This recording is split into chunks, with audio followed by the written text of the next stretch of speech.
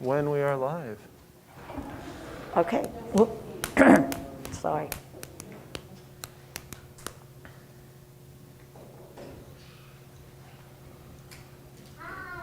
Hi.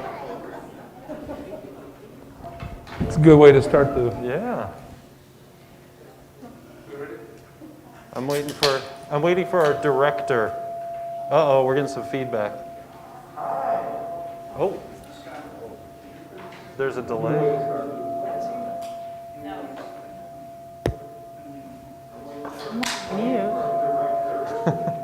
Ooh. I think it's you. Totally you. We are experiencing a few technical difficulties.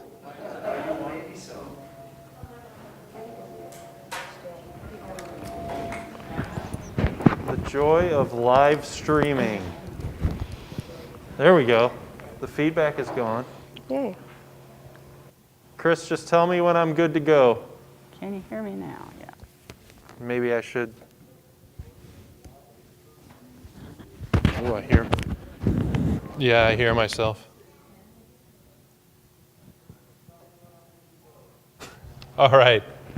Welcome, everybody, to our October edition of the City of St. Charles School District Board Meeting. Very special welcome to Lincoln Elementary School. Thank you all for being here.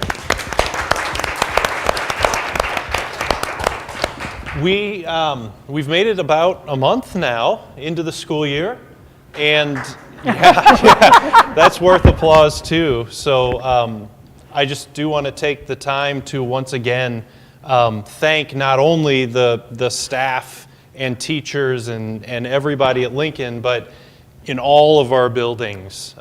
Thank you so much for everything that you all are doing. This is a unique time. You all are doing things that you have never done before. And it's difficult at times, and we understand, and we thank you so much for everything that everybody is doing. So, yep, that's all. I'm going to leave it at that. So thank you. Thank you. We are going to begin, as we always do, with the Pledge of Allegiance. So we can please rise. I pledge allegiance to the flag of the United States of America and to the republic for which it stands, one nation, under God, indivisible, with liberty and justice for all. All right, Dr. Seifert, I will turn it over to you. Thank you. Good evening and welcome to tonight's Board of Education meeting. We are socially distanced, so when we talk, I'm going to take off my mask so people can understand and hear me clearly. As we shared with you at our last meeting, Lincoln Elementary is one of 7 schools that have received DESE's 2020 Gold Star School Award for High Achievement. Another congratulations is in order for Lincoln Elementary being awarded now the National Blue Ribbon School. You can clap for that.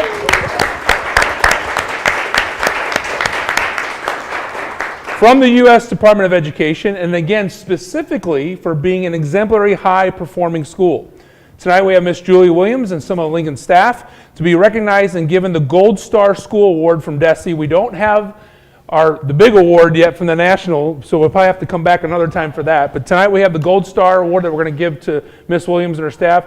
But we're excited to recognize them tonight. Please help me congratulate Lincoln Elementary on a job well done.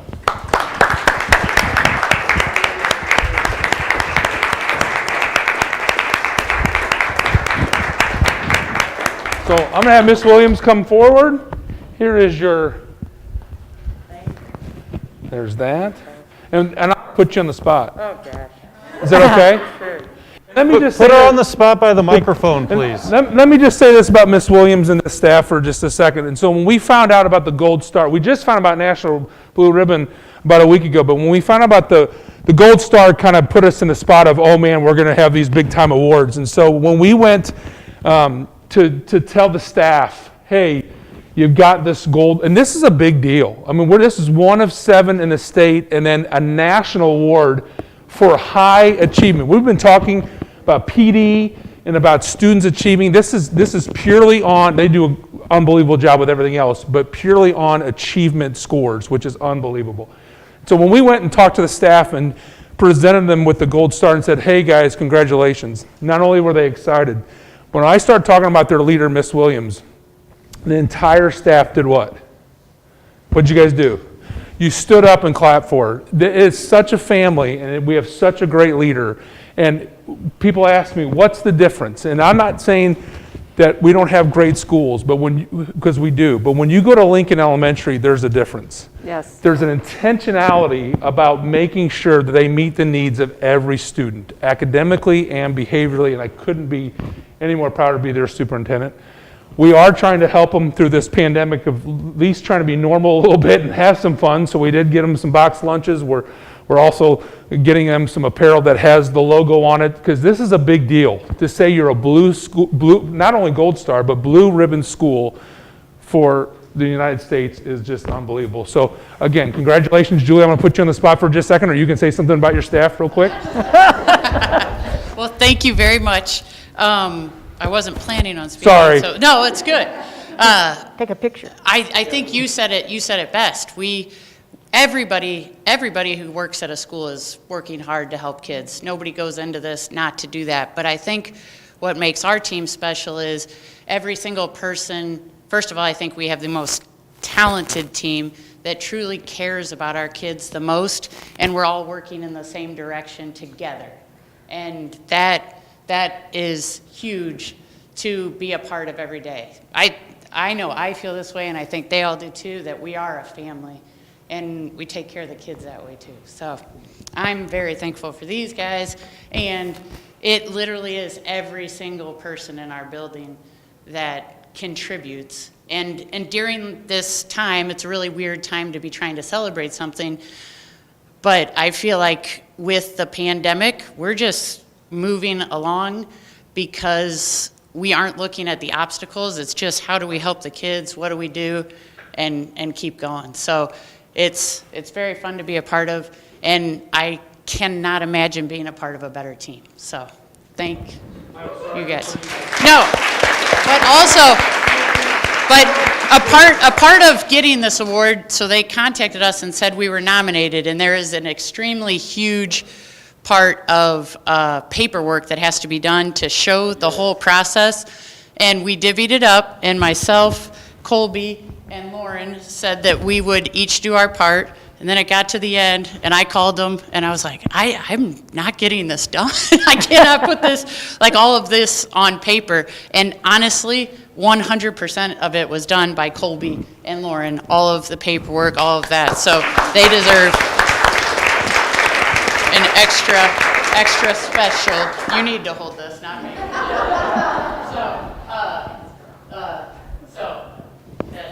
That's a perfect example of what our team does, is whenever something needs to be done, everybody steps up. And what I just said and what she just said, come see it, because it happens every day. Every day. You go down the hall, I was there today, every day. Everything is intentional. There is something happening in the hallways and closets and rooms.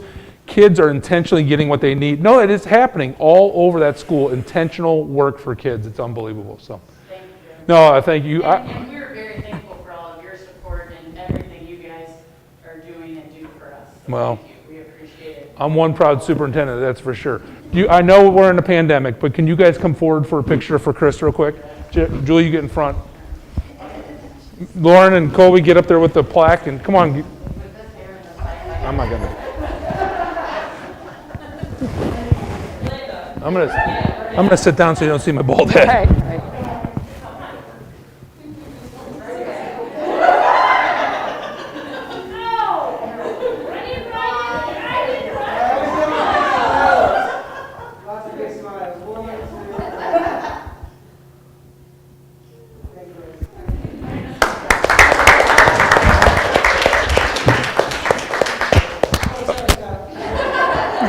Okay, I still have some comments to go, but I'm gonna let you guys go ahead and go, because that way you don't have to stay. Yes, less than 15 minutes. That way we don't have to quarantine anybody. You guys are awesome. Thank you, thank you, thank you. It's awesome you all came too. Thank you so much. You get to clap them out like graduation. Less than 15 minutes. See how we. Yeah. That's good. Thank you, Julie. See you, Julie. So I'm going to continue with my comments. So our next podcast episode, we hope to get recorded next week. It will be Miss Julie Williams as our special guest, and we're going to discuss all the great things about Lincoln and talk about our success there, and also kind of our efforts with our pandemic as we move forward with COVID as well.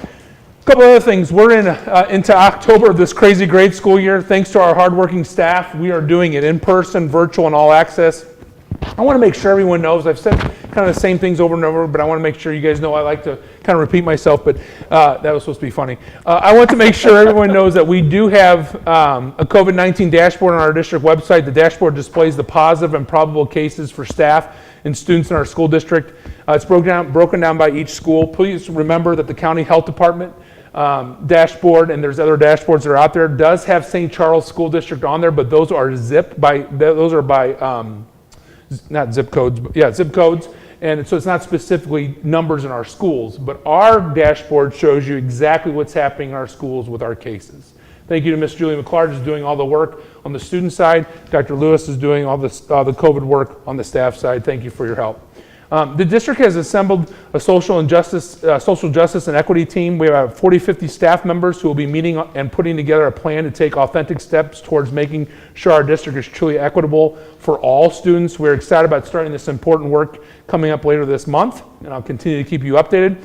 Preparations for our bond issue 2021 are in full swing. We have building committee planning meetings at St. Charles West on the 13th and the 26th with our architect firm. I'm still, if I can get a board member or two to come to those meetings, that would be great, so let me know. We look forward to the process of improving our school district and moving forward with that. STEM Leadership Academy, I want to read something very quickly. This is from Nicole Adams. STEM Leadership Academy was developed through a close partnership with Washington University. The district received a generous grant over the course of 3 years to create a program that would support high-quality STEM integration in pre-K through 6 classrooms with the intent of increasing overall student achievement. The amazing staff members we are recognizing at tonight's board meeting, they're not here tonight, but we're going to go ahead and still recognize them. Hi, Nicole. Completed an intense 3-year commitment. This involved 18 after-school meetings to learn about various STEM topics, then them sharing new learning with faculty in their buildings, and then attending a 2-week summer STEM Teacher Quality Institute at Washington University. Then showcasing how they integrate STEM in their classroom at the annual district STEM fair, writing a grant to obtain supplies, materials, and resources to implement a STEM integration program with their students, presenting at the district full PD Day, and providing annual student data to the district and STEM Pact. We would like to recognize their hard work and dedication for completing this 3-year program. Megan Mills from Jefferson Intermediate, Jessica Lawrence from Harris Elementary, Tawny Ruth from the ECC, Andrea Veach from Harris Elementary, Heather Zuccarilla from Jefferson Intermediate, Erica Stoviak from Blackhurst Elementary, Michelle Taggart from Coverdale Elementary, Lisa Graham from Coverdale Elementary, Alicia Niemans from Monroe Elementary, Morgan Roberts from Monroe Elementary, Amy Piper from Blackhurst Elementary, Rachel Brown from Monroe Elementary and Lincoln Elementary, and Angelica Mitchell from Monroe Elementary, and Kaylee Kazakowski from Harris Elementary. Nicole, did you want to add anything to that real quick? I'm just so proud of those folks for sticking with the program for 3 years, and honored to partner with WashU to create that program for them. Even today, I met with teachers and they're like, I'm still using this in my classroom. There was an integration piece, and it was awesome. So, Great. It's an awesome program. Thanks, Nicole. We'll be discussing 2 important items tonight that I just want to kind of tease to. Second semester decision for learning format timeline, and also a snow day plan / proposal with you all tonight. So we're looking forward to the discussion.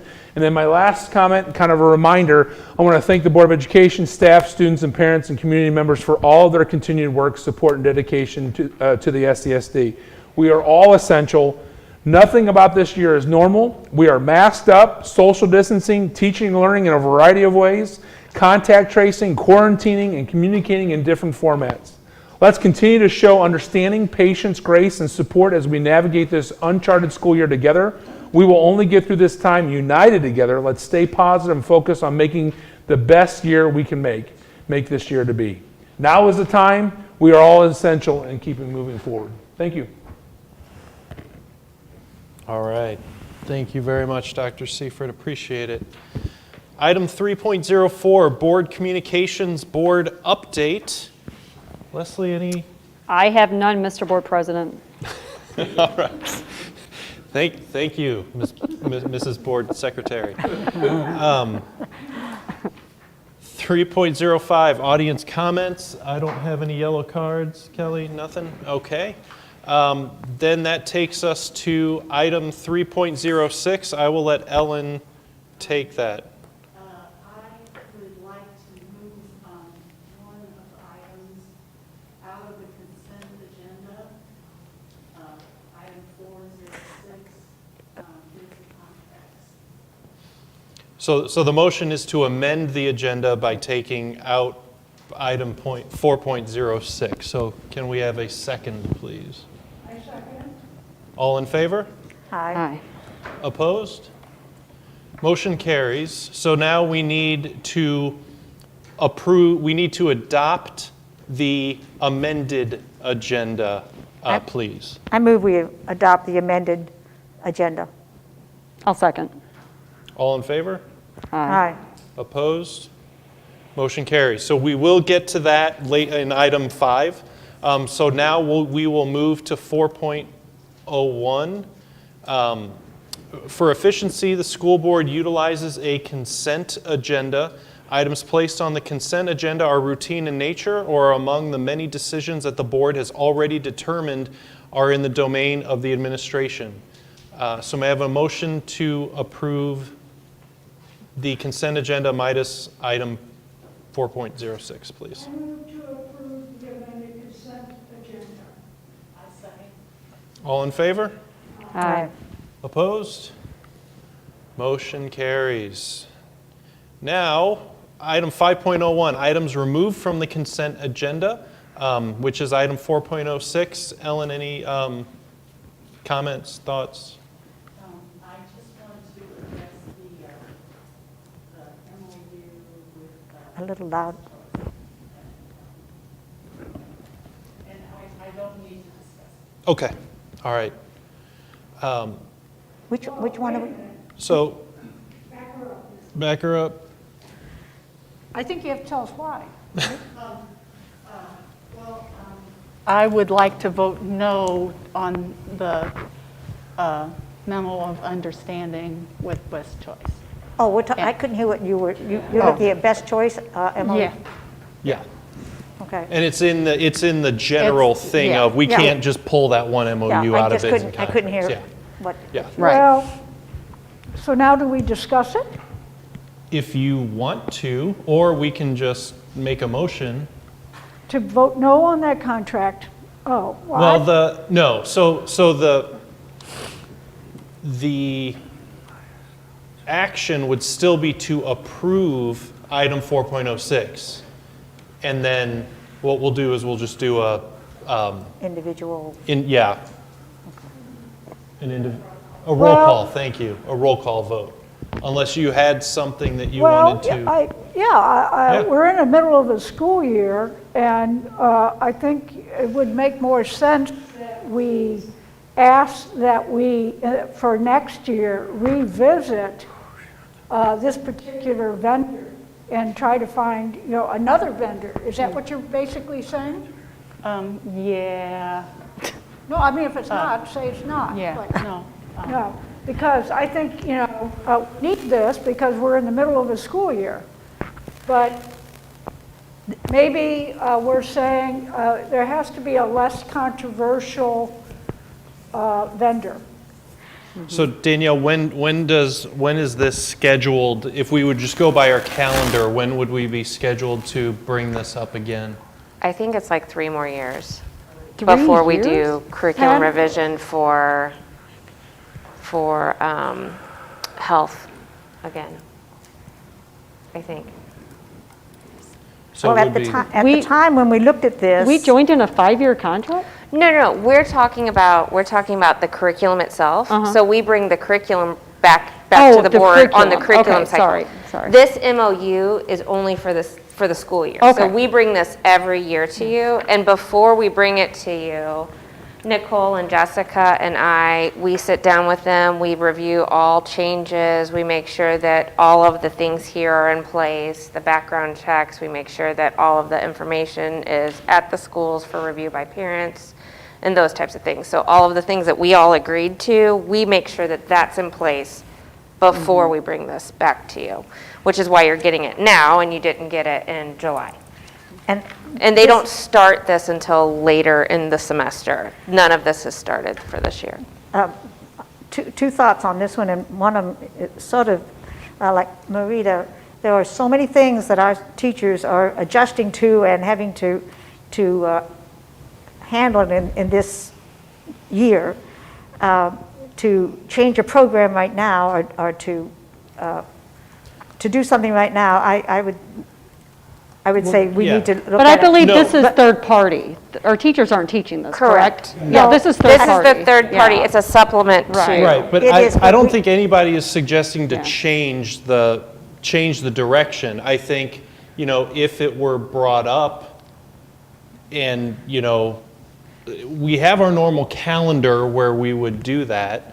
But this is a program that our health teachers were, if we're talking about the same program, they were adamant about how beneficial this program was. And every spring, we're in conversation with them, making sure that this is still the What they- direction that they're wanting to go in. That's what I meant about changing something now. Right, This is no. something they like. Yes, you can. Lori. I was involved in this the first time around, and I actually went and sat in on the classes, and I found them pretty much benign compared to what I thought they were. I don't know how beneficial they are to anyone. Right. I think they're very non-controversial. Well, That's, I don't know, think, I yeah, don't know that they're beneficial. It's- right. So Yeah, the, I mean, really, The instructor would throw candy at people to get them to get their heads off the desk to answer a question. I mean, it comes down to that, yes, they are affiliated with a religious organization, and there is, there are people that don't believe that should be part of what goes on, and I respect that. But I think for the sake of tonight, this is simply, we're just pulling it out. One of our board members just isn't comfortable with it, isn't going to vote for it, and that's fine. That's why we have 7 of us. Yeah, and So- that's why I said I didn't need to discuss Right. it. I just need to vote no Yeah. to approve it. you Right, know. which is fine, Okay. which is perfectly On fine. the So we're record, not, yeah. right, we're not suggesting we're changing anything, it's Right. just for this particular one. And I think Can we make a motion to approve at least 2 of them that we're talking about? Or? we just take 4.06. So we need a Yeah. motion to approve 4.06, we'll do a roll call vote, and we'll move on. Yes, It's- exactly. it's- So if we yeah, don't pretty- approve 406, we don't approve the other 2? Right, they're all I know. together. Right. If 4 people vote no, then none of them get approved. Okay. And I If, have one question. Practice tonight, when is it revisited before? I think she said 3 years. she said about so when 3. you talk about the health curriculum, our health curriculum that is taught partially by our district teachers and also partially through this program, that is, all of our curriculum is on a 7-year cycle. And so if I'm not blending years in my brain, I think we have 3 more years before that comes back. So curriculum. But this piece, the Is every MOU, we bring this to you every year. So what we're talking about is only for a 1 year through the end of this school year. That's all it is. So every year we renew this, so we can make a change at any time if that's the direction we want to go. Could we ask you to expedite the curriculum review if we wanted to do that? Sure. I mean, I don't think that that's a problem, other than I just want to know if budget it's and an time. option. It's just budget and time, but I think that if this is the piece of it, then this is the piece of it. I don't know that we have to go through the curriculum Oh, I doubt it's review the to piece of change it. it. You could find somebody else to serve that same purpose? I think our health teachers would just teach it Okay. instead, because I don't know, there are other programs that come at a cost, a fairly significant cost. This is funded through a grant, so we don't pay a penny for it. So if we wanted to go in a different direction, the direction that we would go in would probably just be with our health teachers teaching it. So, Mr. President, Yes, ma'am. so really, we're discussing two things. You know, we're discussing whether, of course, if we want to approve this particular MOU, right? But then what really brings out the real question, I think, is whether we want to look at something that perhaps is less controversial. In the future, not today, not Right. this year, but in the future. In the future. So. And maybe not really- even controversial, maybe just more effective, because you're saying I it's think we have kind to of. be careful what. Yeah, we gotta be careful about effective because because of- and it's fine, but you have to be careful what your why is. And right now you're saying less controversial. You'll go controversial in any direction you'll go with this. Yeah. So the controversial piece has to be, because it's going to be controversial. Yeah. And we're opening up, and I'm fine if we want we went to through push it forward, but as Donna said, there is a lot going on right now I for our understand. teachers. I'm just saying that we'd be very careful. No, I'm not. I understand that, but I'm trying to be fair to the board members here, you know, who, I mean, it sounds like a couple of people here are concerned about it on the board. And so, I mean, is that something we should discuss, or should we leave it alone? Why don't we vote it? But See you're what- voting. Well, to- yeah, you have I to don't vote. think tonight is the appropriate time for that. I think if we want to, in a future board meeting, put it on the agenda and discuss it, then that's fair game. So basically, if somebody wants to discuss it further, they have to put it on the agenda. Okay, that's fine with me. I'm just trying to be, Whether we vote yes or no. I'm trying to be Put it fair. on the agenda Right. for Yeah. 2 months from now, right? Yeah, I mean, if you want it in the agenda 2 months from now, the MOU is completely different. If we just want to talk about the curriculum itself, then that would be a different agenda item. And all you guys have to do is email me and say, I want this on the agenda, and we'll put it on the agenda. But the- if we approve this, and then this is what we're doing for the remainder of this gonna school do it. year. Yes. For this yes, year. Isn't that this all right? year. I just wanted to be clear, like, if we come right. back in 2 months to talk about it, Right. this is still in place through the end of May. It would be for next year. Yeah, for sure. And Yes. as far as a curriculum review, to move it up is going to put a lot of stress and pressure on the And I on the don't think- curriculum committee. I wouldn't change. And I don't think that that's necessary. If we Okay. want to make a change from this, then we can just make that Okay. change, and then we would just work with our teachers to make next- sure we have for next year. lessons. I'll make a motion. All right, thank you. You're welcome. I move to approve the Best Choices MOU. No, you don't have to do No, best you're gonna choice, do just the 4.06, bids and contracts. You either approve them all or you approve none of them. Oh, we're doing all of them. You got to do all. Woo-hoo.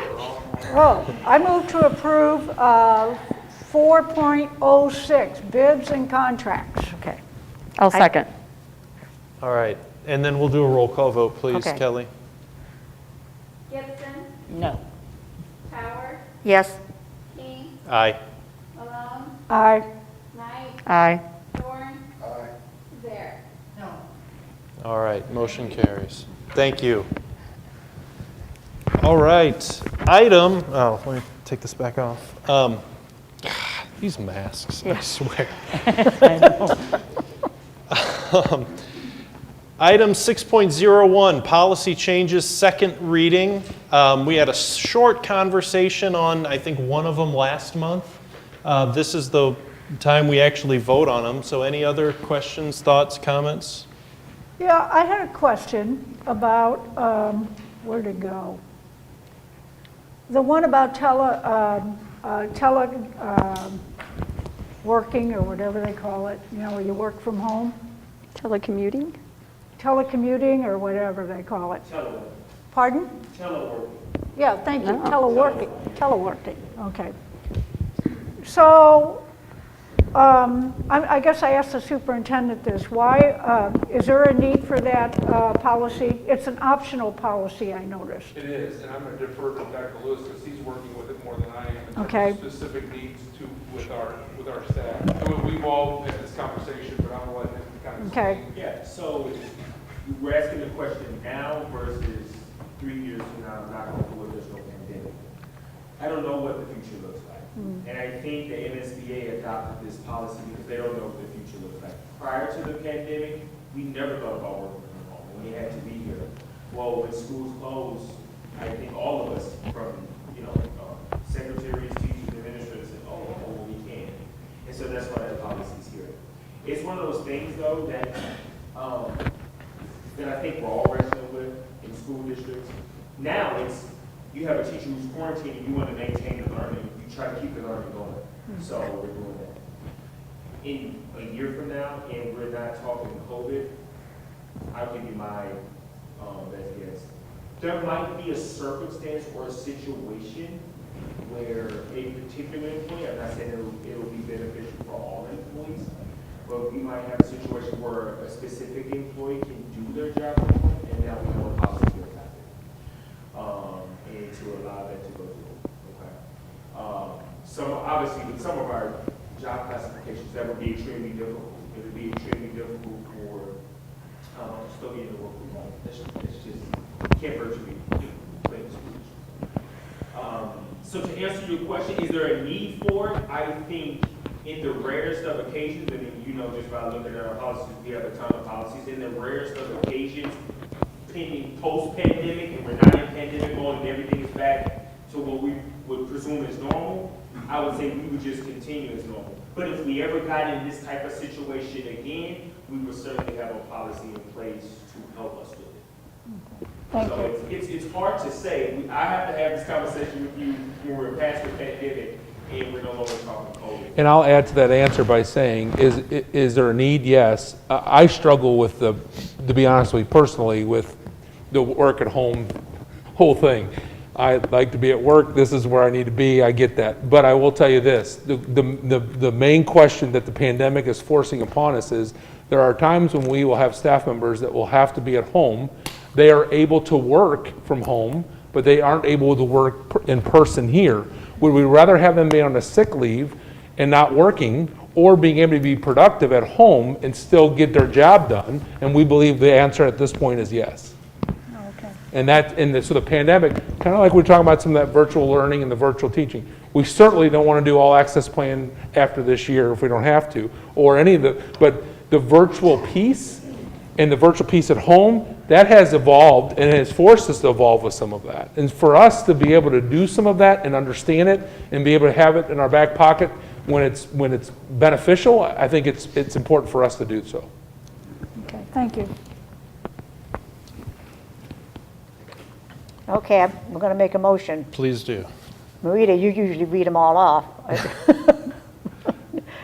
Okay, well, I make a motion to approve policy BBFA, DC, DFI, DJF, GBAD, GBCBA, GBEBB, GCBA, IC, IKF, JCB, JCC, JECA, JFG, JFGA, JG, and JFCB, as presented.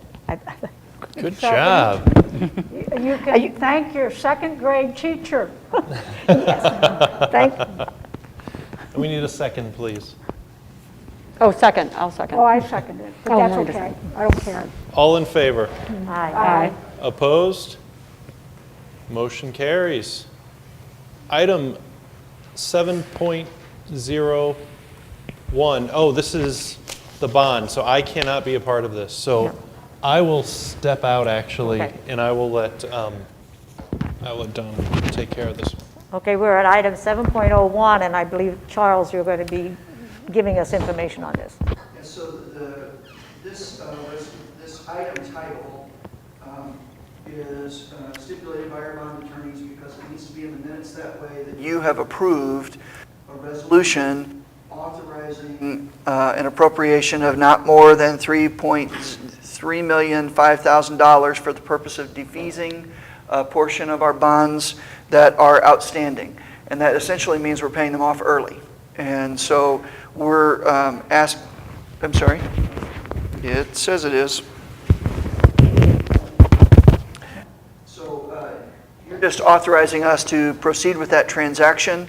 Our bond attorney, Jason Terry from Gilmore Bell, had a conflict tonight, so he's not here for Leslie and Josh to sign documents, but he will be meeting them on Thursday afternoon, assuming that you approve this bond defeasance.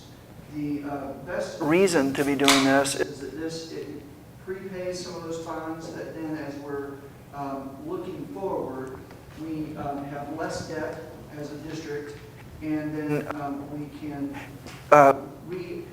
order the amortization tables, assuming a new bond issue next spring, that then allows us to continue with no more than 75 cents in the debt service levy going forward.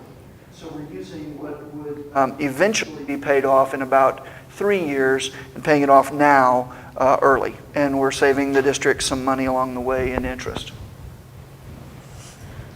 So do you have any discussion on that? Do I have a motion?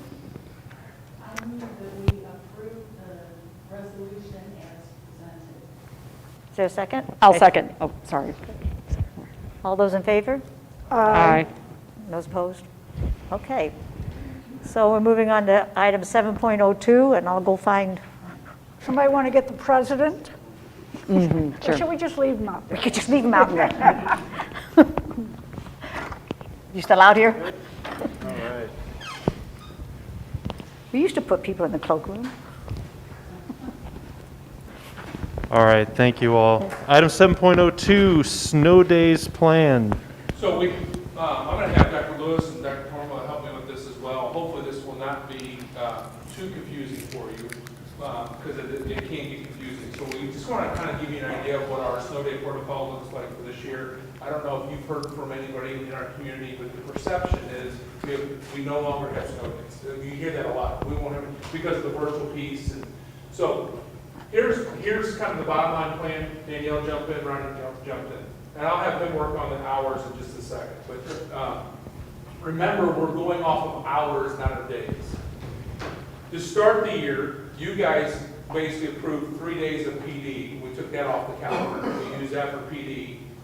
With that, we still have enough hours that equals 4 days that are above and beyond what DESI recommend or has us say for a full school year. So we have 4 days there. So we kind of put those there. We also have a plan called an AMI plan, which is the Alternative Method of Instruction plan that you have to get approved by the state or from DESI, and we have done that. What that allows us to do is to have basically up to 5.5 days of virtual instruction. So it's like an e-learning day during snow days. So our thought is, we might as well jump into this because the AMI is something that all the districts will eventually get to, and we'll be able to start working those towards actually having e-learning days during snow days. So what does that mean? Are we good so far? Okay. You just let me know when you want me to hop in. We're good. So on the AMI days, there's 5 of them that we could basically use 5.5. Those would be set up ahead of time. So let's say Thursday, we see what the weather looks like, and then as Friday, we look at the Friday forecast and it's supposed to be able to. I would then call that basically an e-learning day. We would make sure the only kids at this point that have to take that don't really take their Chromebooks home are basically K through 6. K6. K6. K6 students who are in person. So in person, we have a lot of virtual kids. We have all access at the high school level, and then our middle school kids are hardened kids. They're not necessarily all access, but they have their personal their Chromebooks with them at all times. So we would make sure those kids get those Chromebooks home, and then we would have a set learning day. I'm going to have Danielle go through that in just a second, what that looked like, and that would count as a day of school for us. Now, to balance that, there is some pre-work that the teachers have to do. We're trying not to overwork a teacher or overwork a student during a snow day. We understand that, so we have some balance to what that looks like in just a second. But saying that, right now, we end the school year on May 28th, which is the Friday before Memorial Day. We, at this point, and we just kind of talked about it too, it's October, almost feels like January. We have a lot going on this year in terms of what this pandemic looks like. we not necessarily know if we have to add days at the end of the year, how productive that will be going into June for staff and students. So we would like to use our AMI days so we can have some learning days if it presents itself where we can call that ahead of time. Now, we'll talk about what those days look like in just a second. The second piece is the 4 days again that we have that are above and beyond the hours that DESE has said that we have to have. We have 4 of those days. We would like to be able to use those days as days like a Friday morning, it's 5 o'clock and it's just a blizzard comes down. And we have to make a very quick call to call school. We would call that day and everybody would stay home. We not necessarily would make that day up at the end of the year for this year since we're in a pandemic. We typically would, but we have enough days that we have enough days that would not harm us. We have 4 days to do that. Okay, so that would be basically 9 days. If we got to the point where, and it's not one after another, it just kind of depends on how the snow, and they say it's going to be snow in Armageddon this year, so we'll see what happens. If we use those 4 days up and let's say we have a 5th day of that, where we just don't come in at all, we will start adding those then to the end of the school year. So there's kind of 3 things there. Now saying that, why don't you take us through the AMI and kind of what that looks like for teachers and students. Okay. So, as Dr. Seifert mentioned, as we're getting into inclement weather season, as we start to see weather forecasts, if we know something's coming, we can make a prediction of, hey guys, we want everybody to take your learning materials home, take your stuff home so you can teach from home if necessary. If he has enough information at that point to make the call the day before, that's great. Or we could also just say, in anticipation of, we want you to be able to take your stuff home in case we need to. And he could wait to make the call as normal. But basically what we're talking about is that if students are already virtual students, their day is going to look the same on that next day of school on a snow day. If a student is an all-access student at the secondary level, their day will look the same. They'll just be accessing it from home on their Chromebooks. So those 2 scenarios would operate as normal. The scenario where it looks a little different would be for your K through 8 in-person classes that aren't all access or aren't virtual. So K through 8 in person.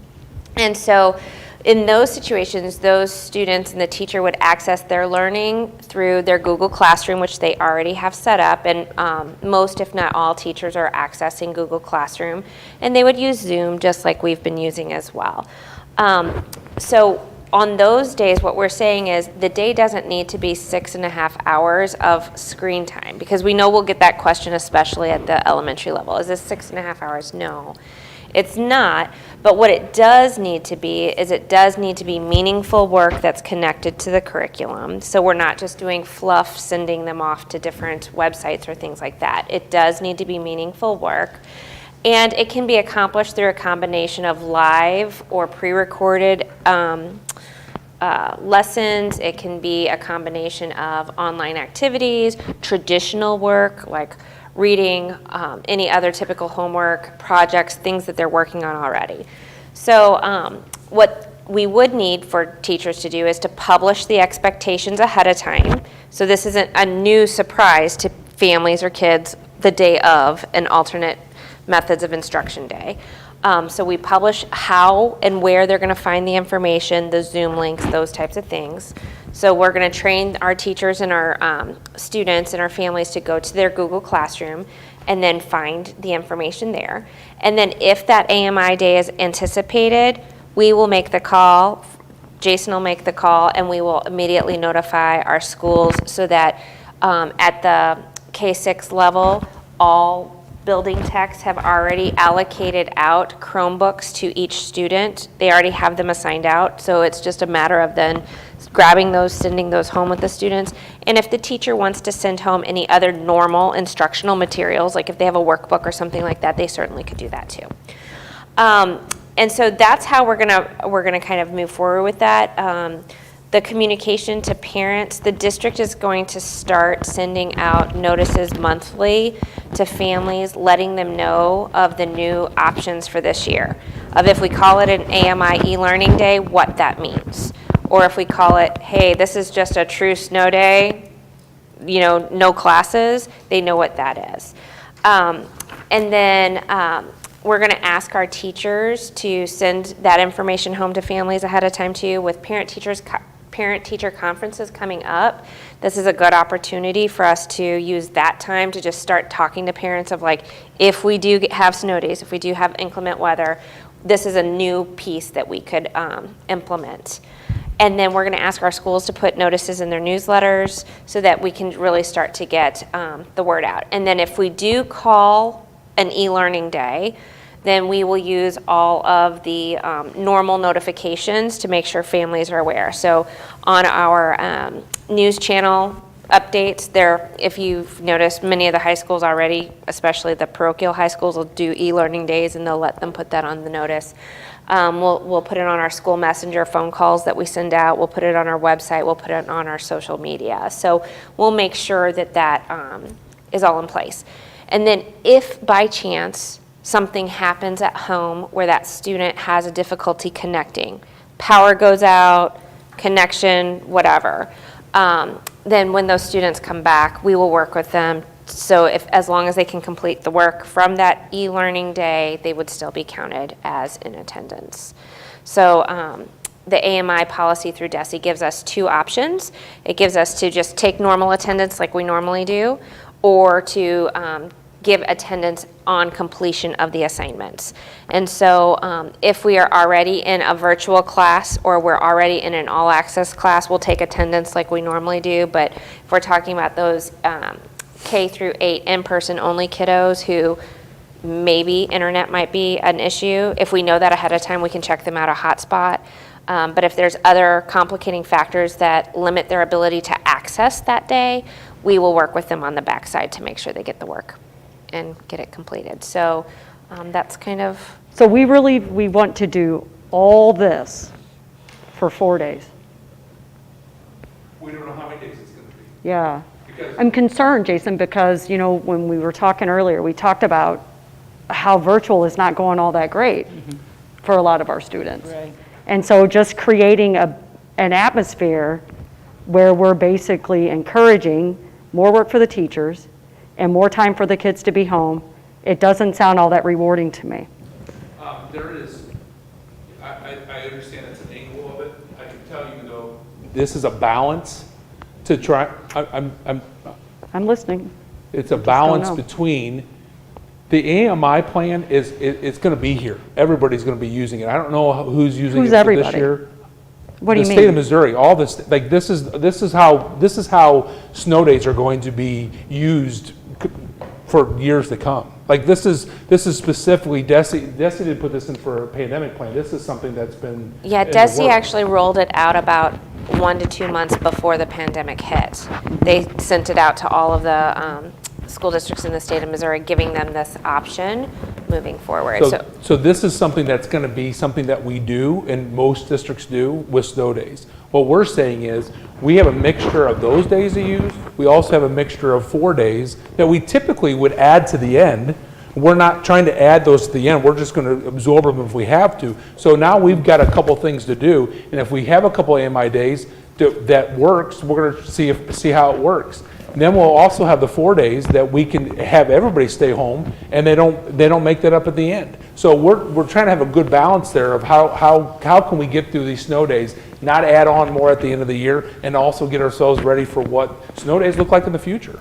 Well, I'd also like, you know, before, I mean, how do teachers feel about this? Because we kind of talk up here about, and then we could just do this, and then we just do that, and really it turns out this is a lot of work. This is a lot of work, and we're finding that out on the back end. So I'd like to know on the front end, like, what does it really look like to a teacher with, you know, 17 kids, 7 are virtual, 10 are in classroom, to prepare for this AMI day? What does that really look like? But we also feel like you've got a lot of all access, you have a lot of virtual going on as well. And No, so I it's just wanna going know what it looks So like, it's going yeah. to be, so it's going to be some work up front for that teacher who has that that are in person at this point. That's a portion of our teachers. So once they get that pre-recorded lesson and some assignments in Google Classroom set up like they would do if they have a sub for the day, then they're set to go for a snow day or for the AMI days. And we're not automatically going to use the AMI days. We might use all 4 days. We might have 4 snow days, and all 4 might just be freebies. Okay. Because we're going to balance it. And I will also tell you this, I'm not going to put Brendan on the spot, but we brought that up to our SEA leadership on Tuesday to say, hey, this is what we're thinking. Here's the balance, and and I'm not putting you on the spot, but, and not necessarily does he represent all the staff, but he represents a lot of staff. And we feel like we wanted to let them know, and I said it had to be from you guys, so I don't think they've said a whole lot yet. I'm assuming we'll get some feedback. I'm assuming we'll get some of those angles of, hey, this is more work. This is trying not to be more work. There's going to be some front loading to get it set up. Once we get it set up, we think it's going to be a pretty productive thing to do for snow days. So we're not ending in June. We're ending in May. And we also have 4 days that we're saying that we're hoping that you guys are okay with, that we're going to use, that we can feel like if we really think it's a bad day and we can't set up the AMI, we're just going to absorb those days. I think that this is also a good idea. I don't know it's a good idea, but this year is an anxiety-filled, stress-filled, exhausting year. And so I'm happy to think, if I was a classroom teacher, that I wouldn't have to add on even more days at the end of my regular school year, which we do on snow days. So if we have something in place where we're not adding on more, I think everybody's going to be exhausted come May 28th. They're exhausted now. There's a balance to it. Yes, there's going to be a little upfront work, but that is the future of what Right. snow day looks like. Well, it's not just the teachers. I'm worried about the level of learning that is going on virtually. But we're hoping Yeah. it's not 5 days. We're hoping it's not 5 days in a row. We're not, and we don't know what snow days look like. But if we're not doing that, then we're not doing anything. And what we're doing then is we're putting 4 or 5 days On the end of the year. in June Okay. At this point. And if you remember, Hold on, please.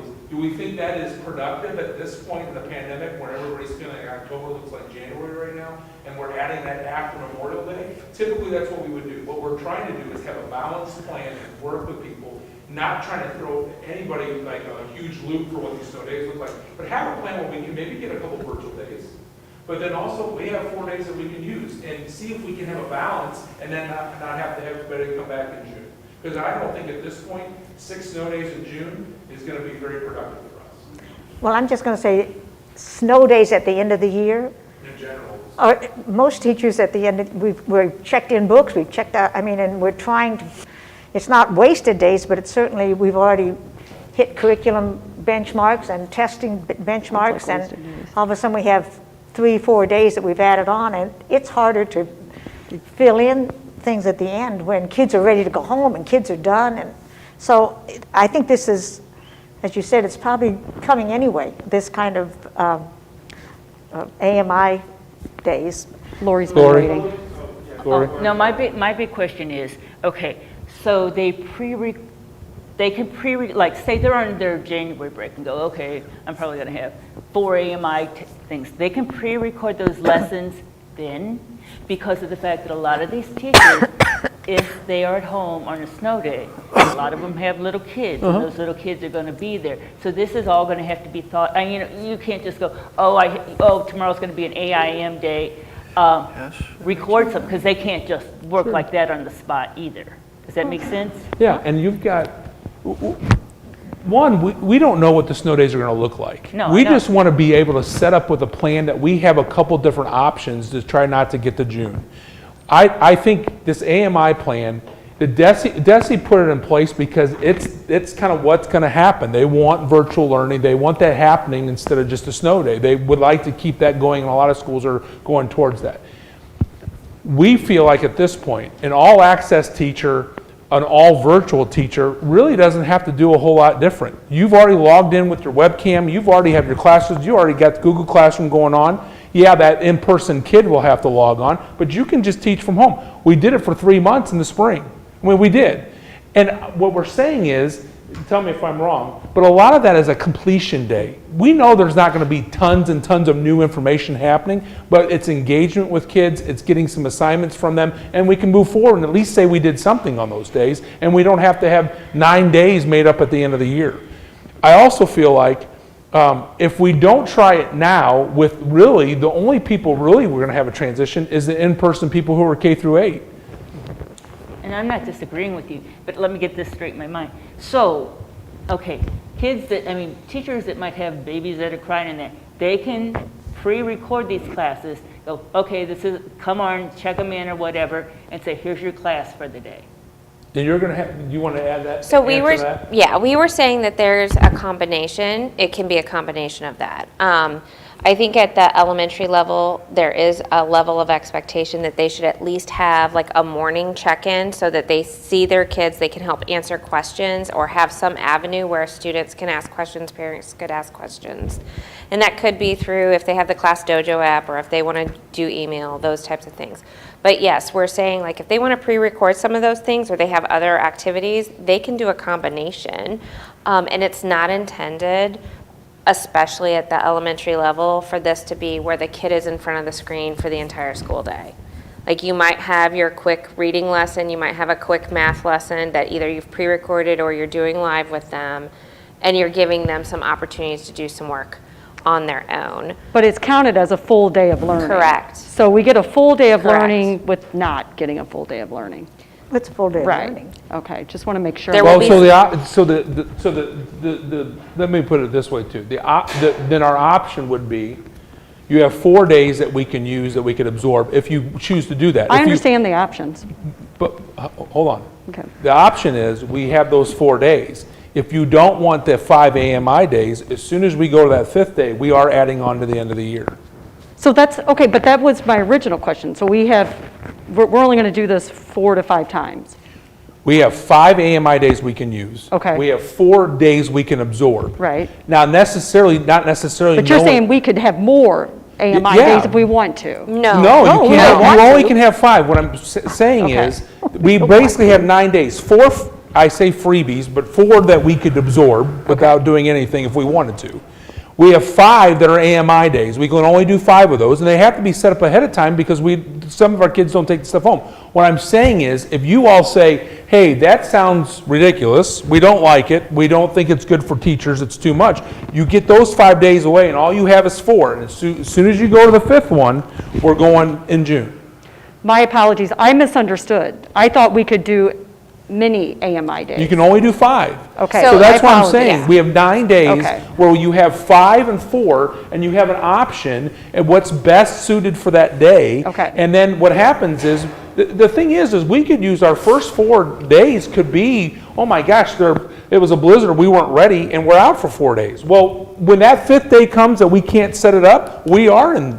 And if Gotcha. you don't, and it's okay, but if we say, man, we can't move forward and we don't think this is a good plan for the 5 AMI days, we can't even use those days, and we will be going in June, which is fine, because typically that's what we do. Okay. I personally think, and the CO team personally believes, that at this point in this pandemic, we would rather work with our teachers on what those AMI days could possibly look like, not to make it more work or crazy, but it's going to be some front-loading stuff. Get it set up where we can count some of those days, have some of those 4 absorbed days, and hopefully get everybody out here May 28th. That's kind of that's our plan. How do we balance it all? My concern is that it takes longer to prepare for a sub to have a meaningful class experience. If you just want to show a movie, that's okay. But the lead time that a teacher would know that they were going to have to prepare a lesson that was meaningful for this specific day. You can't pre-record any old thing because it wouldn't necessarily fit into the sequence of learning. And I would like to see what the kindergarten through 8 teachers feel, that whether they, the in-person teachers, whether they feel that this is something they should take on, because, it would be a lot of work for the in-person elementary teachers. So if we believe they can't do it, or we want to get more of their Want input. to get their input, yeah. But the time is of the essence, because we're in October, we could have snow days coming as soon as November. Okay. And I'm just saying, if that's the case, and you want to go that direction, the board wants to go that direction, then some type of survey or whatever, and I can just tell you this, if we don't want to try AMI days, we're probably going to be going into June. And Yeah, people are going to be doing I work in understand June. that, yeah. So I'm just telling you, Yeah. this is not a, oh my gosh, this AMI Yeah. plan's terrible and it's more work. It's trying to keep them from having to come back in June. Yeah, I would really like to get the teachers' input before. Did, Average, I mean, there's at least, since I've been 2 years superintendent, there's at least 3 or 4 days. 5 days? No.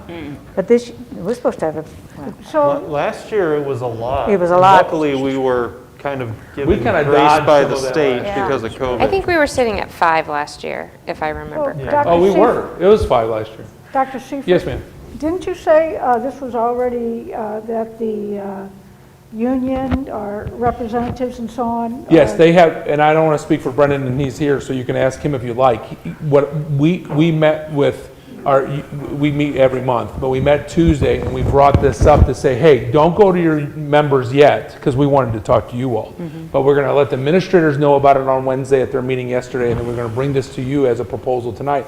Not necessarily as a vote, but hey, are we good with this? So they're aware of it. Brendan, I don't think, sent it out yet. I think he told his members to watch tonight and so they could see it. So the majority of the teachers do not know about what our proposal is, no. But again, we have to start with you all and have a conversation with you all and see where you're at with it. Maybe that is a plan for next year, but I don't know what the teachers want to do. Well, I don't think, this plan, this AMI thing statewide is It's coming. It's coming anyway. Yeah, but it can be developed next year. Well, yeah, it could, except this year is the stressful pandemic, oh my gosh, everything's different kind of a year. And I don't want to keep always having to make a decision, not without teacher input or not without administrator input or community input. We speak for a lot of people. Well, but I do think, I'm sorry. I do think sometimes, right, for this particular item, it's been brought at least to the representatives who felt, well, yeah, let's talk about it, let's see what happens tonight. So they're listening. And it's been years and years, so nothing is like it was when I taught, but I'm an old elementary teacher.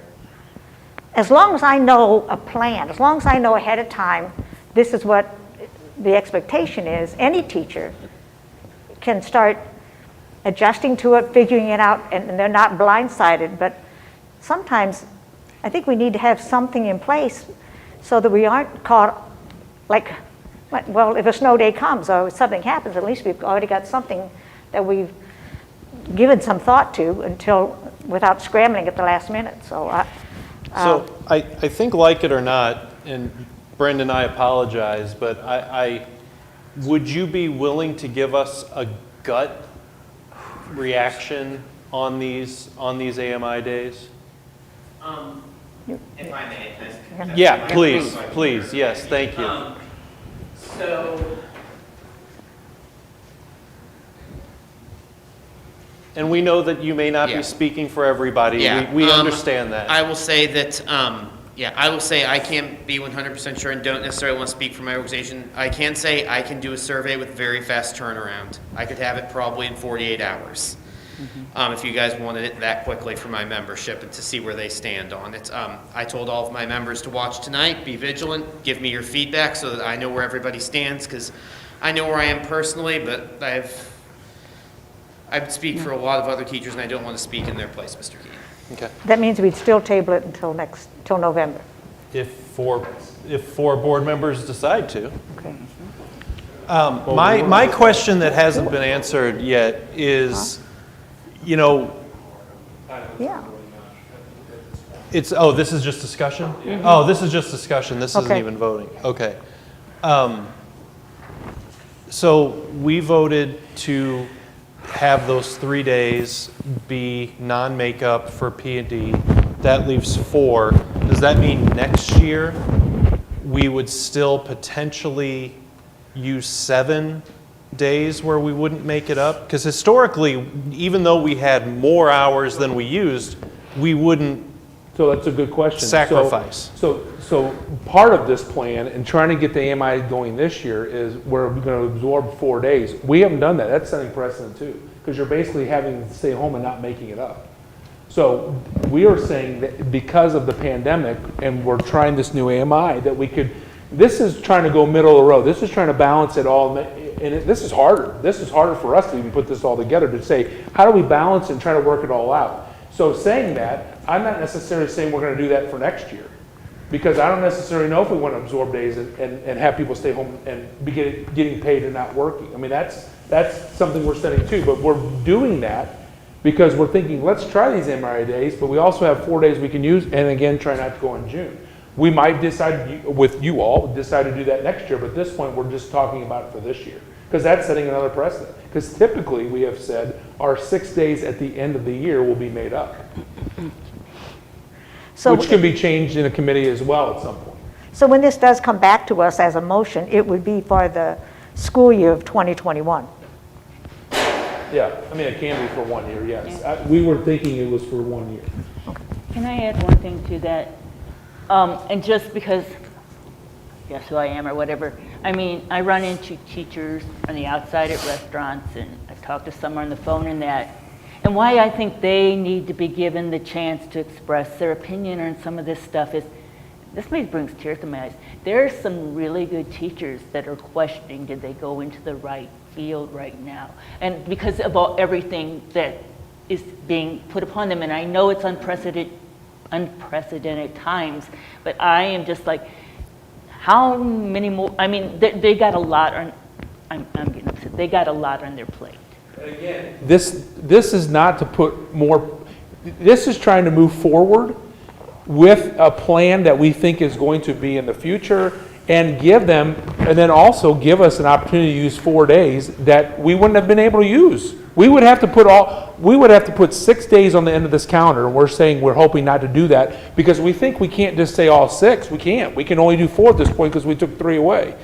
So we have to use something else, or we just go into the end of the year.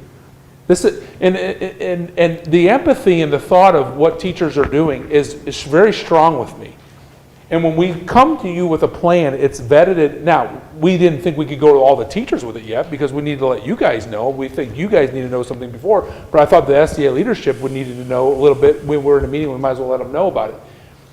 It's not about trying to put more on their plate. It's trying to say, okay, how do we navigate this where it's fiscal responsible and it's also academic responsible, and we can get some learning out of this, and it's the future. As well as then have 4 days where, man, let's see if we can absorb those. And so it's a balance. But if we think it's too much, then we can, if you want to absorb the 4, and then we'll just we'll add them at the end. That's fine too. Could we have Brendan, since we're... Well, and no offense to Brendan, but I would say this. We have lots of teachers in our school district.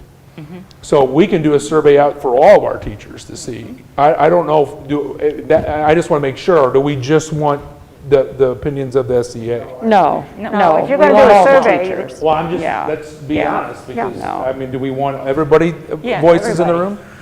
So that wouldn't be an SCA survey, it would be from us. Right. If we're going to do one.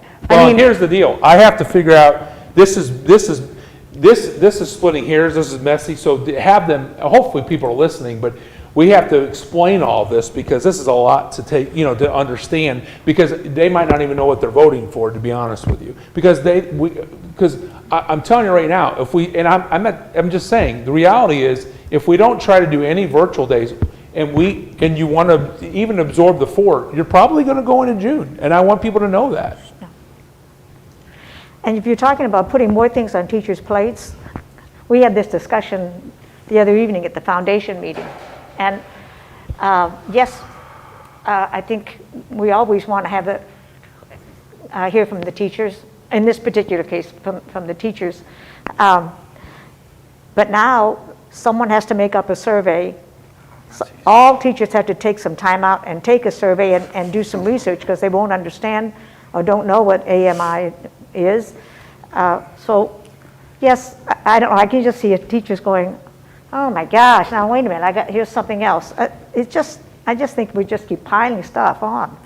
Well, and I will go back again and say, my hesitation was my ignorance, where somehow I missed that this was just allowed for 5 days. Somehow I thought we were going to be able to implement this just as many days as we needed to.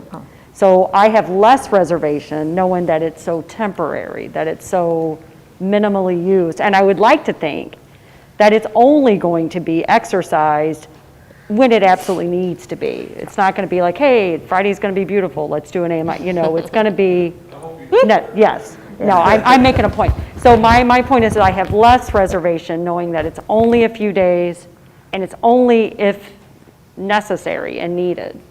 And for clarification, the AMI days, it's up to 36 hours. That's the cap. Since our instructional day is 6.5 hours, it works out to be like 5.5 days. So that's where we're talking about 5 full days. But if one of those days happens to be like a half day, we might be able to squeak that out too through the AMI. So it's up to 36 hours. You know, as Donna says, to try to get this, and we have a proposal. I mean, it was even confusing, and we're right in the same room. So to get that information out, get a survey out to everybody, and hopefully they'll know what they're voting for. We can do all of that. I simply think it comes down to it, do we want to try an AMI day or not? If we don't, we have 4 days, and you want to absorb those, and then we just tack on at the end. And I think, I mean, that's what it comes down to. And if you guys have too much reservations about it, then let's not do the AMI plan. There's other school districts that are not going to do it this year just because I think it might be too hard to do it this year. My feeling is I look at opportunities and thinking, man, really, all of our kids a lot of kids are virtual or all access. It could be a pretty quick turnaround. We do have some kids that have to take their laptops home, but we can probably make that work. And again, we're just trying to balance it to say, because we have to be very careful too, and we didn't say this, but we worked really hard in this district to come up with the hours that we came up with to say that our kids are going to get those for instruction. So for me to say that we're going to absorb 4 days is a big deal. Because we've said, you know, our salaries and everything's based on those, so it's a big decision. If you want to put a survey out, that's fine.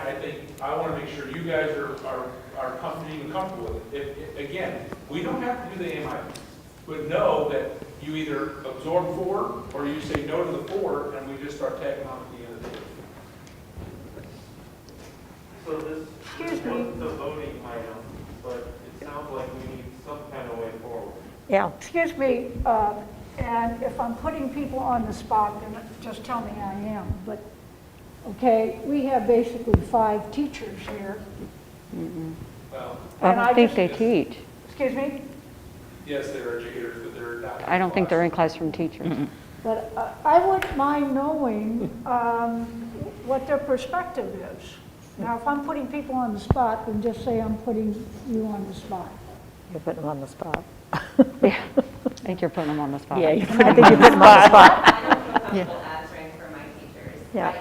I respect their opinion, and again, I'm a curriculum specialist, and I have been in the classroom for 11 years in high school, but I haven't been in their particular situation. I've had the opportunity to observe how they're doing right now, but I wish they would just honor their duty by giving my opinion of that right now. I think you put them on the spot. Okay. I'm not currently in the classroom, so I don't feel like I could give an opinion on what that would look like for a teacher who has students with them. So I'm not in a classroom this year as well, so I don't want to speak for classroom teachers. You all are very diplomatic. Well, I haven't been a classroom teacher for 13 years either. I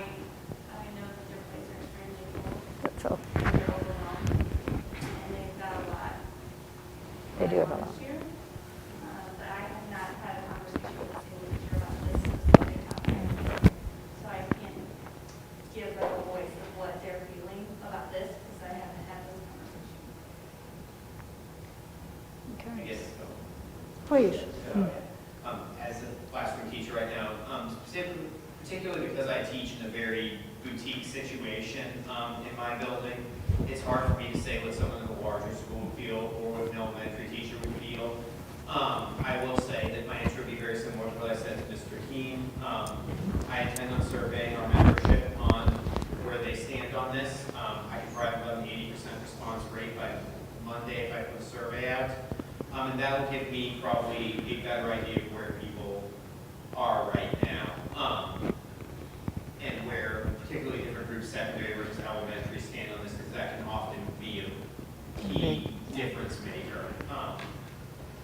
Are you going to give them some kind of workshop training so they, before you give them the survey? A lot of them don't. Again, sorry. So, Well, If we're going to do a survey, it's going to come from us. That's what, okay. Brendan can do a survey for his members, and he can let me know what that information is. But if we do a survey, I ask that we do a survey and get the information out so all teachers can have the voice. But my point is, it isn't just taking a survey in 48 We hours. have to get information out. It's going Yeah. to take us quite a, we'll have to, Understanding what- because this is, it's complicated. It is complicated. But we would not be doing I would not be doing my job if I didn't bring this to your attention. Oh, no, Because this is a we plan that's appreciate going that. to be here. It's a plan that's here. It's a plan that DESE has recognized because of the virtual piece. And if I didn't think it's something, and I understand if we want to get people's input, I get that. This is not saying we're going to use 5 of these days and just try to hammer people. It's how do we, better lack of term, manipulate the situation or balance the situation where we've got 5 days here, 4 days here. That's 9 days we can work with to hopefully say we don't have to bring our students and teachers back in a pandemic year in June. That's all we're trying to do. And we're trying not to overwhelm them with an AMI day. We've got a great plan in place. Danielle had to put a lot of work in to get it approved. Yes, there's certain things they have to do, so it counts. But we're certainly not looking for extra effort and extra work on their part. But even there will be a little front loading of it, but once it gets going, it becomes routine. If we don't get routine this year, then next year we'll get into the same situation and it's going to be front loading again next year, which is fine. And so that's, again, if we didn't bring it up, I don't want anybody thinking we're making decisions, oh, this is great, and we don't care about we care what our teachers are doing. We care about the fact that we know it. We're trying to put our best foot forward with what we've been given. And the AMI plan is something that I think we can't ignore it. We have to let you know about it. So, and I'm fine. If you want to say the 4 days, and then and if we have to make up days, we'll make up days. That's easier on my life, to be honest with you. Sometimes the board just makes a decision. to get up and. Yeah, it's just a That was supposed to discussion. be, yes. Yeah. So, Yeah, so it's to a my point discussion. is, just so you know, to my point, I'll get up in the morning and do my 3 hours of running around looking at the snow. Is it an AMI day as this? So if we just want to say it's 4 snow days and then we tack them on, I'm good. It's easier on my plate, so we'll do it. I just think we can't ignore the AMI plan, at least talk about it. Yes, it's discussion. You want us, there's no recommendation right now, is there? No. No, we just wanted to bring it to your attention of this is what we're hoping to do. So at this point, Mr. President, we want to come back in November, we have to be careful because snow days could be coming, so. That's my, That's why I'm saying it's already. right. Yeah, but in November, we could use 1 or 2 of the real snow days Yeah. and then. Right, We've we're already not going lost to be them. out 9 Right. days in November. well, then we've already lost it. We hope. Yeah, it is 2020. So here's my concern. Can we make a motion? My concern is that, this has been a terrible period for everybody, but when we first had to make a decision on whether we were going to have, what do they call it? All access and so on like that, my feeling was that that decision that came to us was made without input. Right. And so And, you know, we all know what happened after that and the terrible conflicts that we had and so on like that. I don't want to do that again. That's what I'm saying. Let's be careful though, because when you use the word input, I'm just being careful. There was conversation and input. It might not have been a survey of all the teachers, but there was conversation and input. Just so you know, I mean, there's a level of that. I'm just going to be very careful. Okay. We have to be very cautious what we say with all that, because we did have conversations. We did communicate the plan. When you, what level of it may be questioned, but there was input, there was conversation with leadership. All right, so then, Marita, it sounds like you are getting ready to make some kind of a motion, it sounds like. No, there's no motion to be made. Well, I'm just I think if saying- you make one, you make one. Well, I'm willing to make a There's no recommended I mean, motion. could we just decide if we want the survey to be sent out and vote on it in Well, if November? there is a better way of doing this, in which we can get, you know, because the bottom line is that if I were a teacher who was struggling with this whole thing in the first place, and now I felt that this is one more thing, you know, I think it would bother me. Yeah, it comes down to, do we think that what's the lesser of two evils? Yeah. More work right coming up to a snow day, or extending the year? And I don't know which is the lesser of the two evils. But I do think if the AMI is, you know, a DESE introduced thing, and it's already we here. can't put it off forever. No, it can be like so many other things that we were talking about this evening where, okay, let's put it on the agenda, you know, let's start it next year, but not so much this year. That's just my opinion.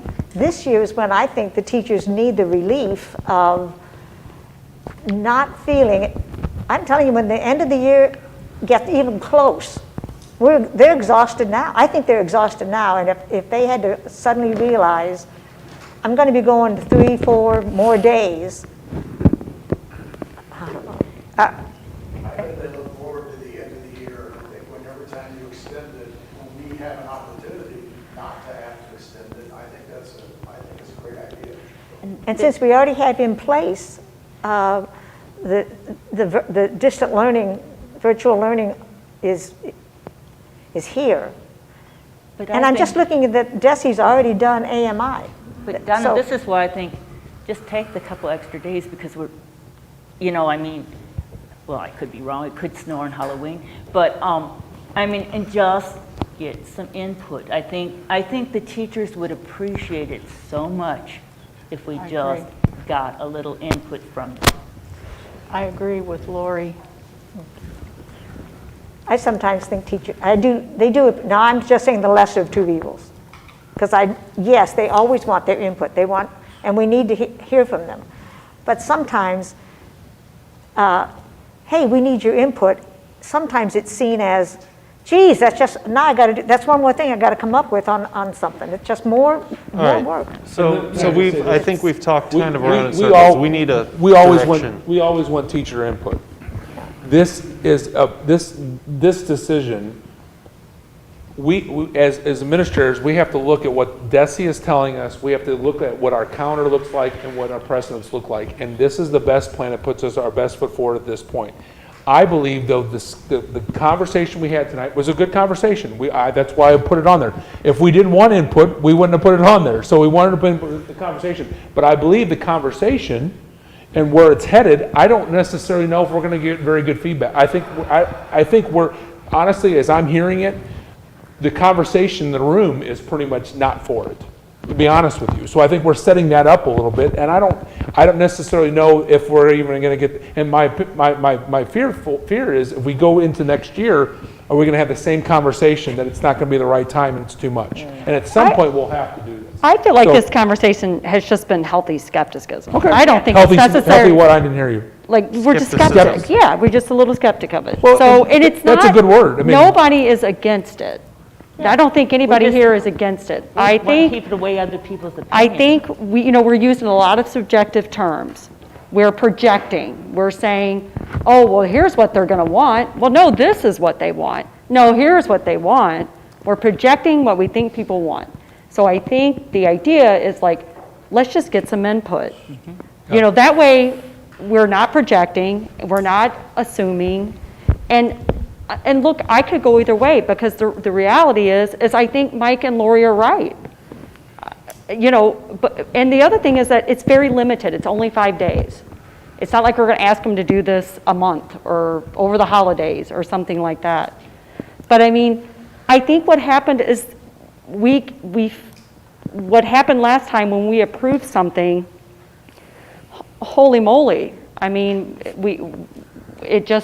it really backfired, and so I think we're just a little gun shy and we would just like a little input. I don't think it's that we're against it. It's not that. At least I'm not against it. Yeah, I just want input. I'm not against it. I just wonder about the timing. All right, so it sounds like the general consensus without a vote is we would like a little bit of teacher input and revisit this in the November meeting.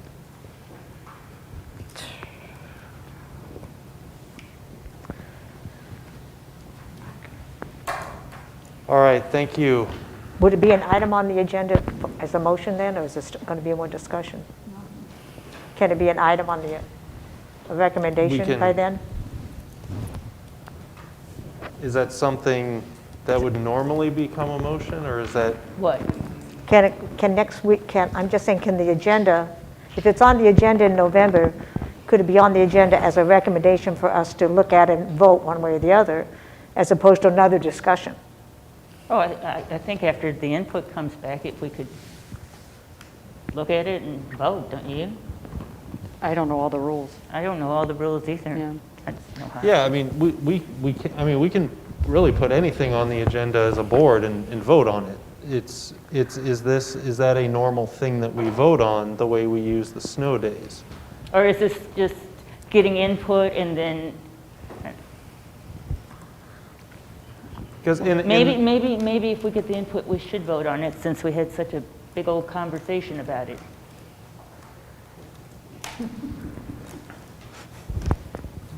So let me, as we move through and get ready for the next meeting, we can figure out what the best way is forward on this, in terms of what a motion may look like and so forth. So Jason and I will work on that. Okay. Thanks. All right. 7.03, second semester learning options timeline. So this is a conversation we want to have with you to let you know what we're doing for timeline for next semester. If you recall, when we looked at getting into this year with virtual versus in-person, families signed up basically for the year. We basically said, but they could opt out during or in the second semester. So they were basically committing for the year by giving us one semester, and they could have an opt-out period to go either from virtual to in-person or in-person to virtual. So this simply gives you the timeline that we talked to our administrators about. That gives us enough time to get the input from the parents, and then be able to do the staffing and the changes that we need to do, because at the K through 8 level, we've done the pull-out system now, so you have separate virtual and in-person learning. And so if a lot of people switch, then we're looking at staffing changes and different things, and there's a lot to that. And so we have to have time to do that. So what we're hoping that you're okay with, that we're going to say October 27th is when it, well, I already teased it in a letter on October 1st. I'll do that again October 20th. And then October 27th is when the actual e-form will go out, that they will make their choice for second semester. We'll get things out PR-wise. The English version and the Spanish version will go out at the same time. And then the deadline to tell us what they're going to do for the second semester will be November 6th. And the first semester for secondary is January 15th. So then that change will happen after that. For the secondary, We discussed things with our elementary. Our elementary is actually on tri-semesters, and so the elementary principals thought it would be better and best interest of the teachers, in their opinion, to actually start that after winter break. Switch it off then, because they do a lot of, when the kids come back, a lot of introductory things, getting things back into place since they've been off for 2 weeks. That's the timeline for second semester learning options timeline.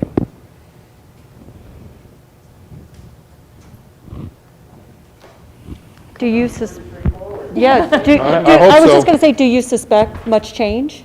Could be, yeah. Have you gotten much input about people wanting to get back in class? Or? Well, I mean, through the semester where you have people saying, still calling, saying they want to switch now. Yeah, Oh, so it's, okay. now, does that even out?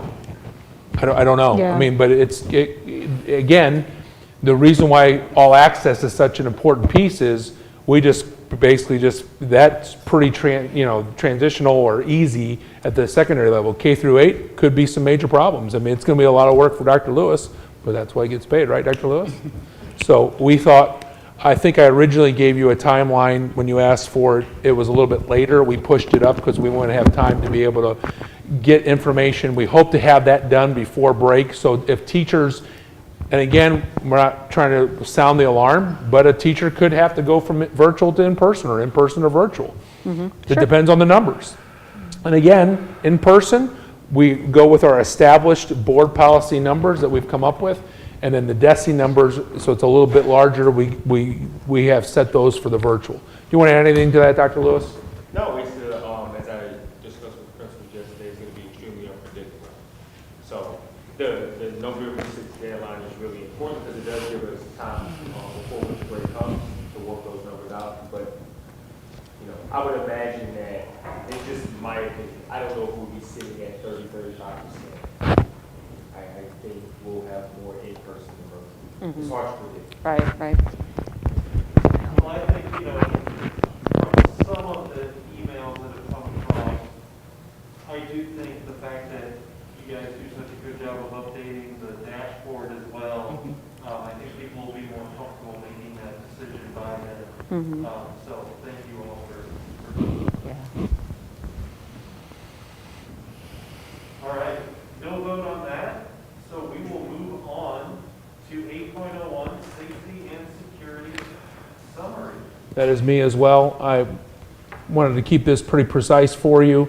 Want to talk about some building level items and some items that the districts continue to monitor as well, and then kind of talk about a couple of the programs. And so we did have a safety committee when I first became superintendent, and we came up with some specific things.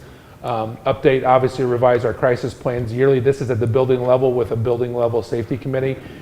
Visitors and badge system was a big deal at that point, but we've changed that now to using the Raptor system. We'll talk about that in just a second. That's been a very efficient system for us. There was an issue with keys, like keys for subs, and we've gotten that worked out in each building as well. We've talked about classroom doors locked and closed. That is the recommendation of Safe Defend training as well as the safety research. Obviously reviewing safety regulations and best practices and facilitating all safety emergency drills. We just finished up some fire drills this week as well. And we'll talk about Safe Defend in just a second. Items that the district administration will continue to monitor. Obviously, we have our double entries in each of our buildings with electronic opening at each building. The Safe Defend system has been a huge system for us in terms of that intruder drills and being ready for in the case that we need to lock down the building. With the Safe Defend system, we are looking at, obviously, drills. We finished all the drills up. The tech department goes to the building and makes sure that all the equipment's working, all the boxes are opening, all the sirens are working, and those type of things. And then we obviously practice those drills K through 12. We have day-to-day operations with that in terms of what does it look like, expanding system in the future. We're looking at expanding that because right now it's kind of a zone system. So the boxes and the pole stations are in different areas of the building. We kind of zoned it out. We want to look at it and see if we can put more in the building. One thing that we found out from our teachers when we put the program into the buildings is that it was, what, can I have a box? Because not all of them have a box. And so again, the box that opens up has non-lethal items that they can use that they've been trained in. if we have an intruder. Obviously, identifying potential dangerous situations, students, threats, those type of things. Trauma-informed, we've done trauma-informed through the whole district. Social academic equity, teacher, that student relationship, some of the things that we talked about tonight with our equity team that we're going to do this year will obviously come into play. Continue to address bullying and mental health issues. I know that's important. It's something we've talked about a lot here, and obviously the mental health issue or mental health capacity is a big piece as well. Consistency and balancing discipline and meeting students' needs. Our code of conduct. What does that look like? Meeting students' needs. Continuing strong communication through all of our safety measures. Consistency throughout district with safety drills and crisis plans. Cleaning and sanitizing protocols during the pandemic. That's a big piece of making sure our buildings are healthy, safe, and sanitized for our staff and students. And then cybersecurity, obviously a lot of staff PD that we have to go through each year to make sure that we're secure on internet usage. The Raptor Visitor, we've already talked about that a little bit, but that's the management system update where any visitor right now, we're not having visitors in the schools, but it's a great program that we have that basically you put your ID in the system, and then within 10 seconds, sex offender lists are checked, and then those people are cleared to come in the building, and they actually get, we used to have all kinds of different systems of visitor badges, and now they get a sticky form that says they're approved to be in the building. We added a check-in system at maintenance so they can run contractors through the system before going to the buildings. And I thought that was important there in that building as well, even though it's an all-adult building. Buildings are continuing to use Raptor, but building visitors are more limited, obviously, when we talked about the safe defense, a big piece of what we do to keep our staff and students safe. First round of drills completed in September 29th. Principals and technology and SROs work together to conduct successful drills. Only issue during the drills came up with Harris staff accidentally set the system off. I don't know if you guys get those too, so yeah. I was trying to make sure you guys know that they're, and so that was just an accident. But and really in 3 years we've had at least one issue besides that where staff accidentally set it off, and then we had one where it was a faulty pole station, I believe it was, at Success, and it went off, and that was a real deal because we didn't know, nobody knew what was happening, and it kind of forced us to go over there and react. In fact, Officer Shipley at the time, he was nice about it, but I actually went to the door and thought I was doing the right thing by saying, this is Dr. Seifert, this is Dr. Seifert, and like getting ready to go in, and he's like, hey, you get behind me. I have the equipment. Like, we don't know what, and I'm thinking, it's nothing. So we had lots of conversations to that. We don't like faulty equipment, but it forced us to look at some things and how we're responding as a central office team, as administration. Then I also put on there just the COVID-19 protocols because security and safety of that. Obviously, we have the SCSD reentry plan. We have self-checks, assessments, mask mandates, social distancing, cleaning and sanitizing, and also the contact tracing that we're doing. And then our dashboard where we're being transparent with what our cases look like. So that's a very quick summary of what we're doing for safety and security in our school district.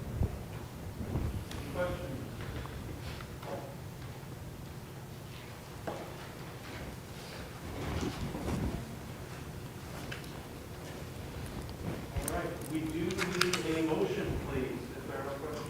I move we approve the safety and security summary as presented. I second. Oh, I second. All in favor? Aye. Opposed? Motion carries. Professional Development Program evaluation. Good deal. Well, I'm going to invite up our audience. They all have a part in professional development in the district, and so I'd like to introduce them, and then I'm going to kind of set up the evaluation, and then we have a presentation to kind of take you through real quickly. So I'm going to start with Valerie Sutton.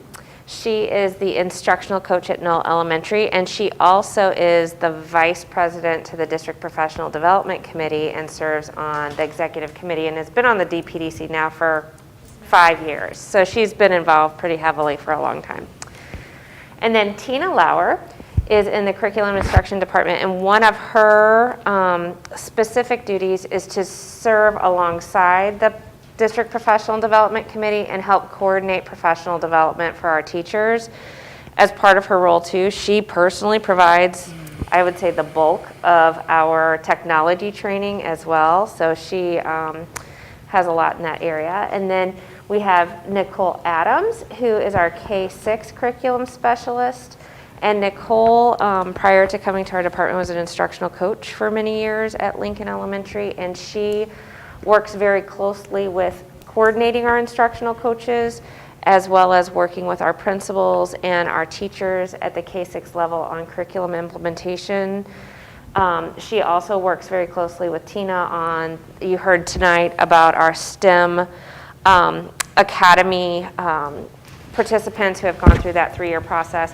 And Tina leads the Tech Academy, which is a very similar type of training, but for technology. So a lot has happened there. And then we have Jessica Evans, who is our 7 through 12 curriculum specialist. And so she works with all of the secondary teachers with all of our curriculum revision.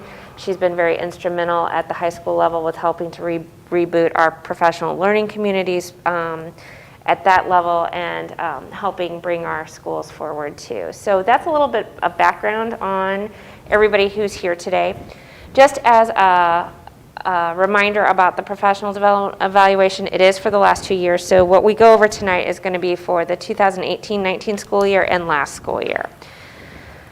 Typically, we have a lot of achievement data that we can share with you, but due to the pandemic and the closure, the vast majority of the achievement data that we would normally share with you, we don't have, because we didn't have any of those statewide assessments. So we've brought in some more anecdotal types of things. We have a short video from some of our different staff members, so you can kind of hear it from the personal perspective in lieu of some of the data that we typically would bring to you. So with that, I'm going to turn it over to Val, and I think she's going to talk to us.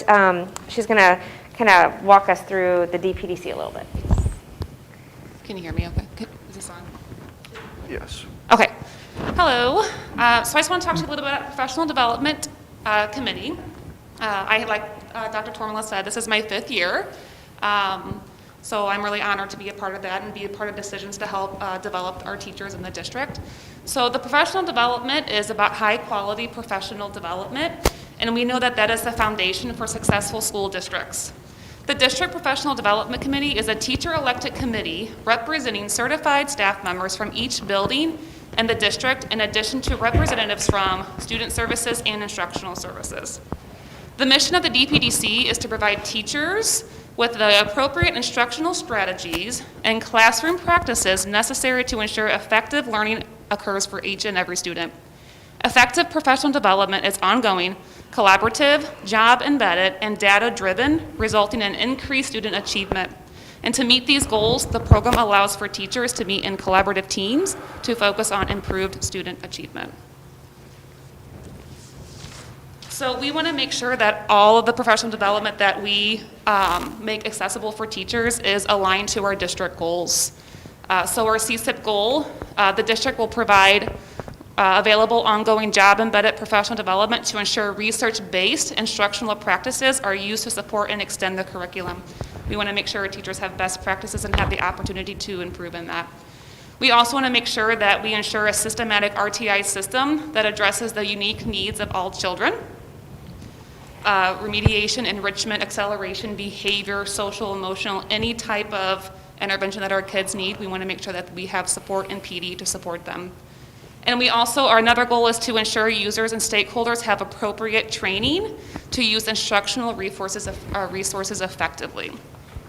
So our SCSD United Plan, use data-driven decision-making, establish effective PLCs, groups and practices, implement the RTI, utilize standards-based grading, conduct an annual review of students and scales, utilize horizontal and vertical time to collaborate across the district, actively engage in PLC meetings, provide resources to meet students' basic needs, research and provide necessary interventions to meet the needs of all students, implement the SBG systematically across the district, and make sure that we are trained on the response to intervention process. Our program goals are 1, professional learning communities. We will guide and support each building's efforts to build a collaborative professional learning community focused on increasing student achievement, increase student learning, We will provide high-quality professional development that focuses on effective research-based practices to ensure effective learning occurs for each student every day. It is data-driven. We will make instructional and program decisions based on the analysis of multiple data resources. And our new teacher induction. We will provide an effective new teacher induction program to ensure a quality staff committed to our district's mission. And so if we talk about just PD and numbers, what we have to share with you is for the number of PD sessions that we offered for certified staff 2 years ago, we had 229 different sessions that were offered throughout the year for our staff to choose from. And that did include sessions at our full-day PD. And then last year, between July and March 13th, we had 118. Unfortunately, during that time, we were supposed to have our full-day professional development, and it was canceled due to the closure. But we continued on because we knew that that was critical time for us to provide technology training on flipping our classrooms into that very fast-paced virtual world we found ourselves in. So during the extended closure, we did have 31 different technology sessions or other sessions that we provided for our staff that they could choose to attend. And then we also had 35 different topics that were on-demand types of professional development that they could access anytime that was convenient for them. And then when we look at the number of optional professional development that our certified staff members chose to attend, in 2018-19, 446 of our certified staff members attended optional workshops. And then last year, during the closure and the pandemic, we actually had 575 certified staff members. And so when we kind of analyze that number a little bit, about 223 of them accessed optional professional development between July and then March 13th. And we actually had 352 that accessed the professional development that we were offering during the closure. So they really did come out and take those sessions and apply them right away. When we look at our support staff professional development, so we want to make sure in our district too that all staff members have access to professional development that help them in their positions. In 2018-19, 356 classified staff participated in 37 workshops that were offered. And then last year, we had 75 classified staff that participated in 12 workshops. And so that number was greatly reduced really due to the extreme closure because we didn't have as many. We focused that professional development for teachers in the classroom during that time. And so if we look at the number of our staff leading professional development, 2 years ago we had 50 of our staff members, and that number could be greater, but those are 50 that we knew of, right? So it could be greater than that. And then last year, because we didn't have that full day PD, that number was a little bit lower. It was about half at 24 of our teachers providing professional development. And then one of the other areas that we looked at were numbers of CEUs earned. So that's continuing education unit.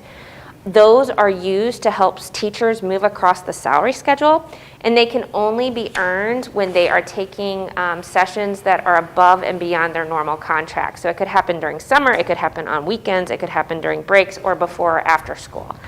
And so in 2018-19, we had 156 teachers that participated and earned CEUs, and so that was it was the equivalent of 3,127 hours of professional development. And then last year we had 236 teachers that took us up on CEU credit at over 2,200 hours of professional development. And before we turn it over to Tina on the next slide, in the report itself too, we shared with you for each of the schools their building focus over the last 2 years. A lot of them revolve around assessment capable learners, around RTI, different curriculum types of initiatives around literacy, professional learning communities, like Leader in Me, other types of climate and leadership types of things are pretty much what most of them focused on over the last 2 years. And then the DPDC also conducts surveys on early release days, and for the 2018-19 school year, approximately 90% of the staff agreed or strongly agreed that their time was well spent during those early release days. Last year, we didn't have a complete year's worth of data with the closure. And in 2018-19, when we had the full day professional development, we've always had an extremely high response rate from our staff saying that those days are very well spent and high quality. And I think that that's partly to do with the high quality professional development that we bring in, but we let them have choice in determining what they need that day. So that's what I have.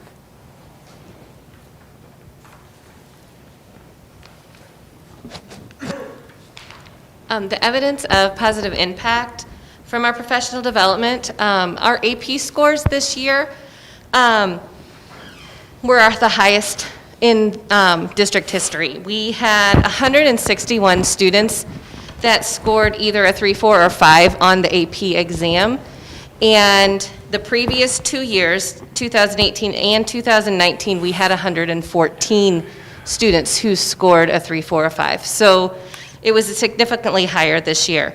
And if I can say, Oh, the yeah. last 2 years before that were also the district's highest ever. So 18-19 and 17-18, those were the district's highest ever. And then last year, we were really nervous about the closure, and our students did a phenomenal job. And Are you going to go into that in more detail on the next report?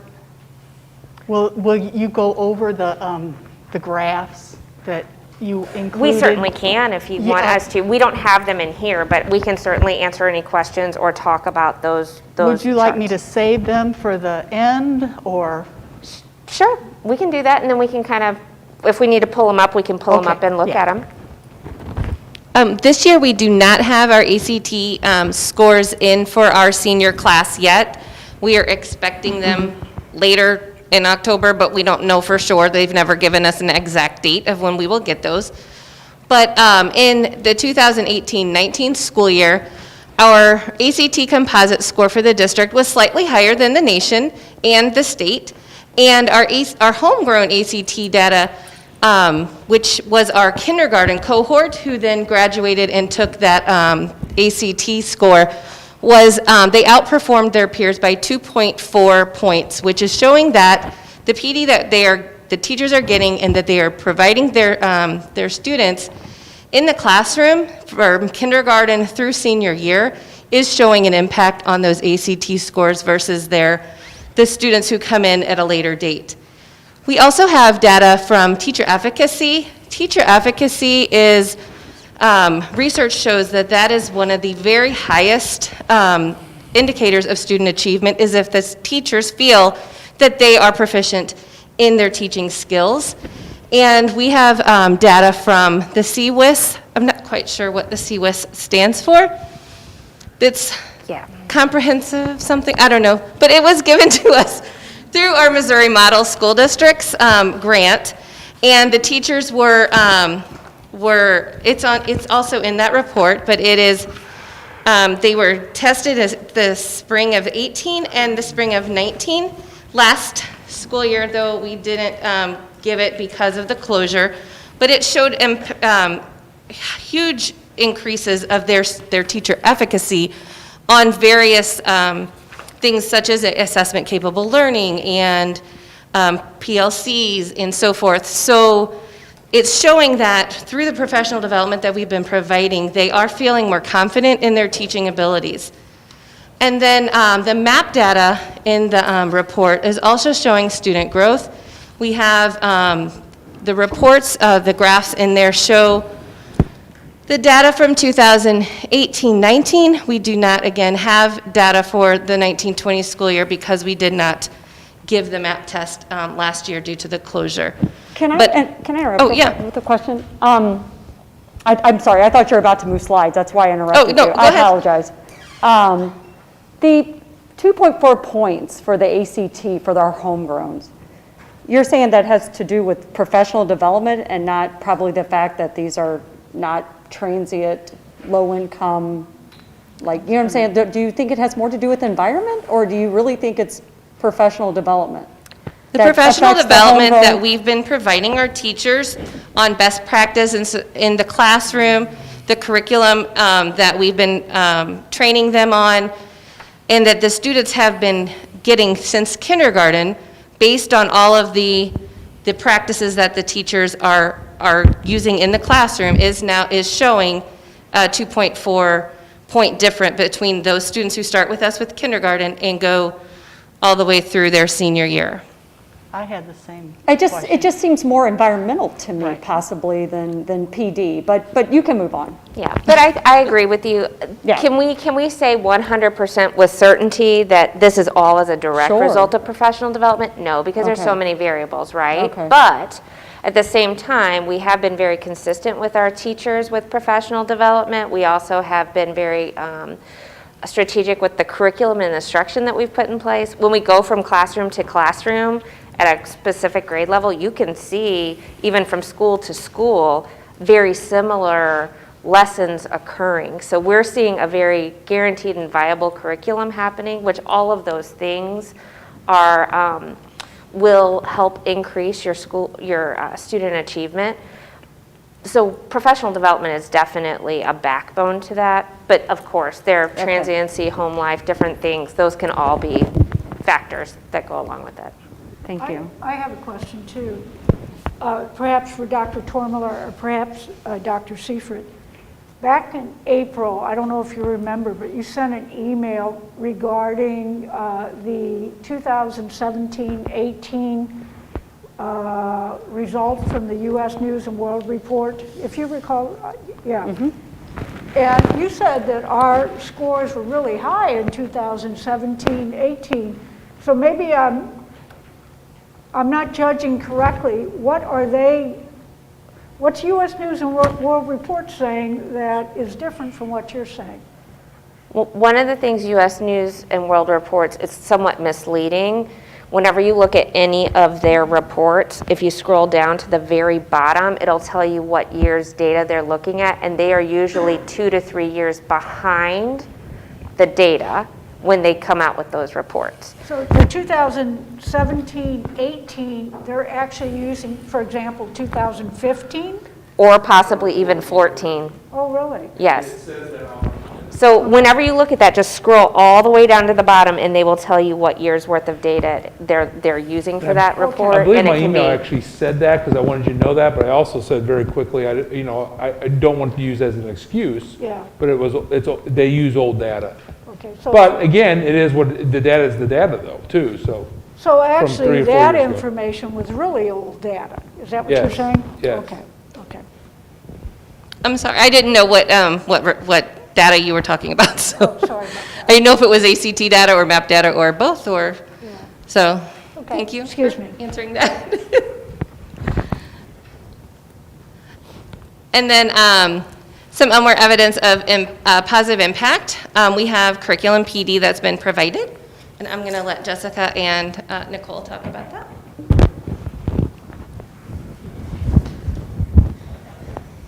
Hi, thank you very much for giving me the opportunity to speak to you. I'm going to speak directly about our secondary math curriculum. That was rewritten 2 years ago.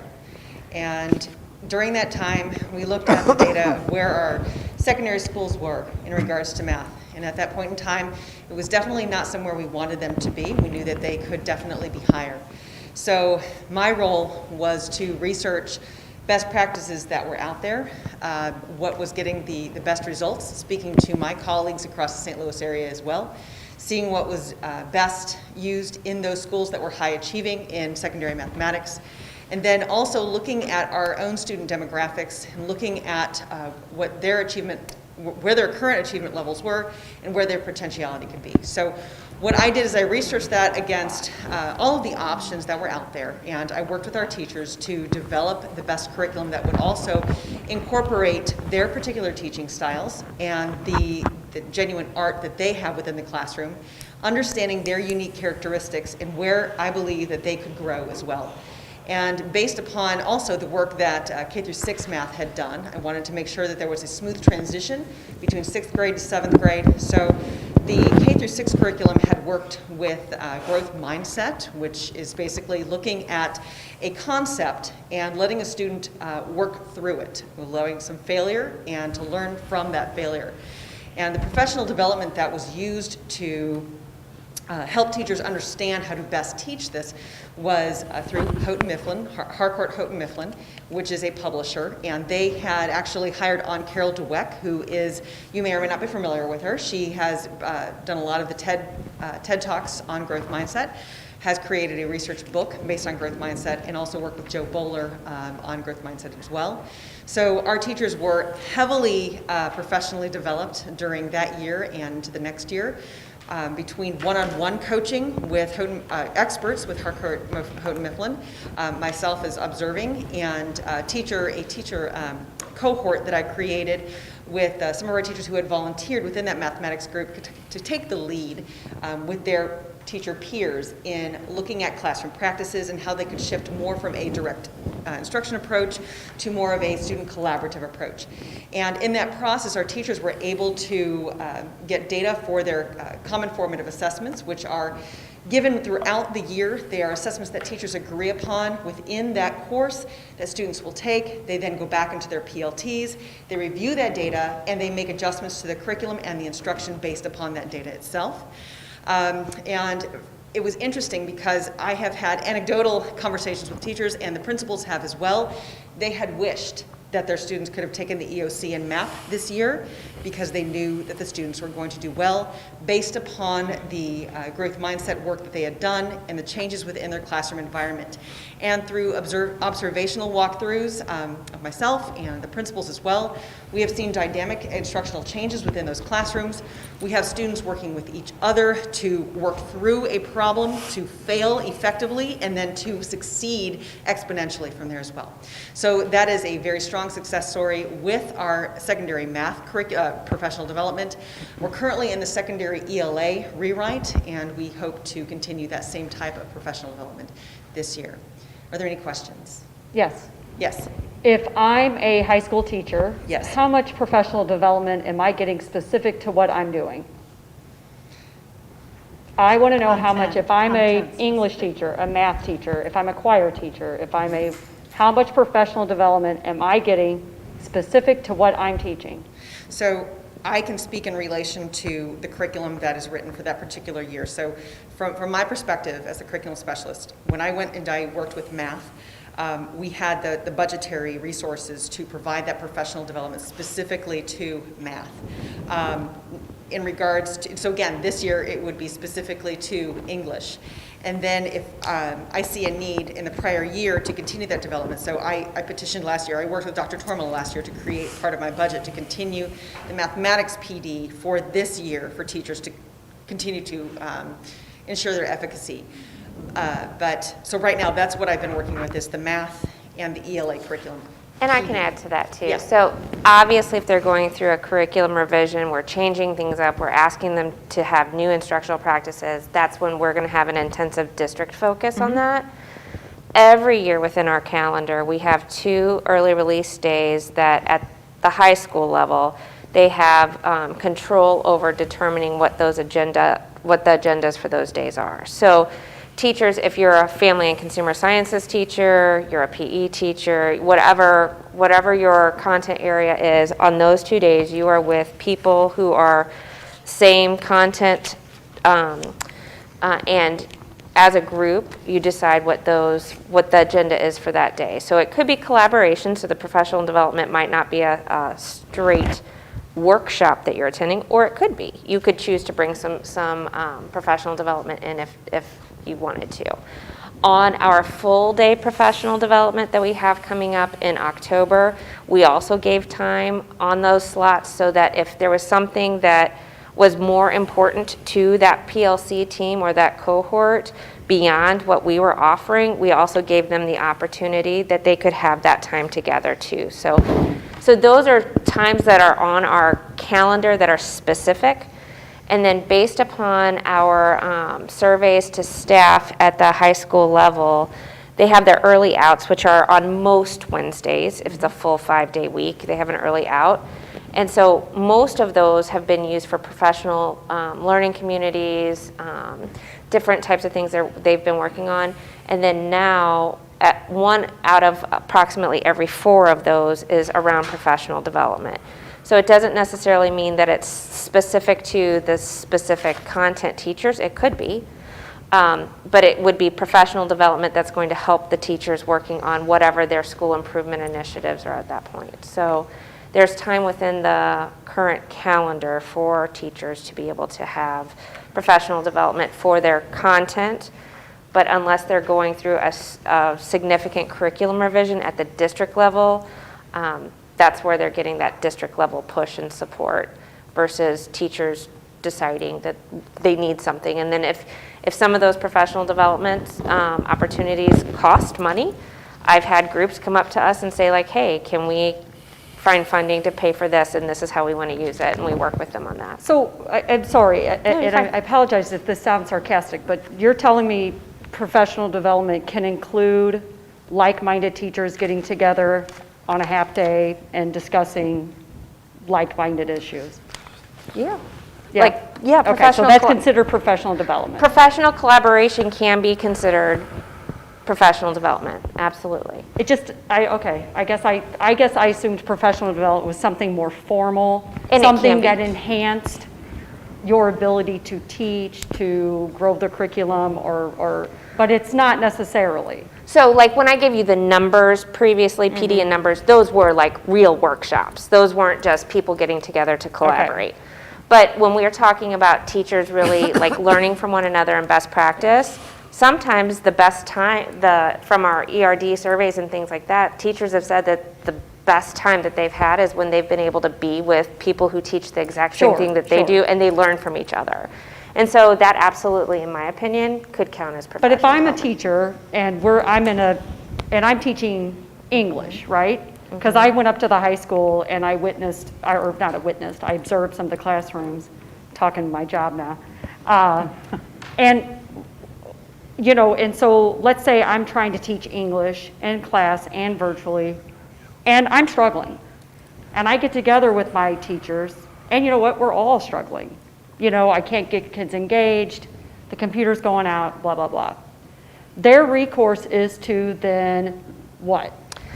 In that specific situation, then we have, I don't even know how many on-demand options. So if we know what their specific issue is, we can send them links to professional development that they can watch on their own time, or we can bring in professional development and create. Specific to high school though? Yeah. Okay. I mean, specific to like most of the technology pieces, those are, they're very specific to high school, I would think. Like when we're talking about the engagement and how do we use the technology to help, like those, all of the professional development that we had through Lynn Hare, we provided K-6 sessions and 7 through 12 sessions. So we've been very specific in trying to create sessions that would be appropriate for teachers, wherever they are, that the professional development facilitator could give specific examples that teachers could relate to.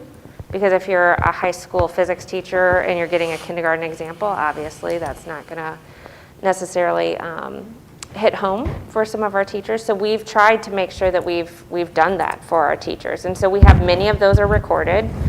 And if not, then if there are issues that teachers have, we're asking them to flow those up to us. We have the tech help desk. They reach out to Tina. They let their principals know. Our district professional development committee, they meet once a month.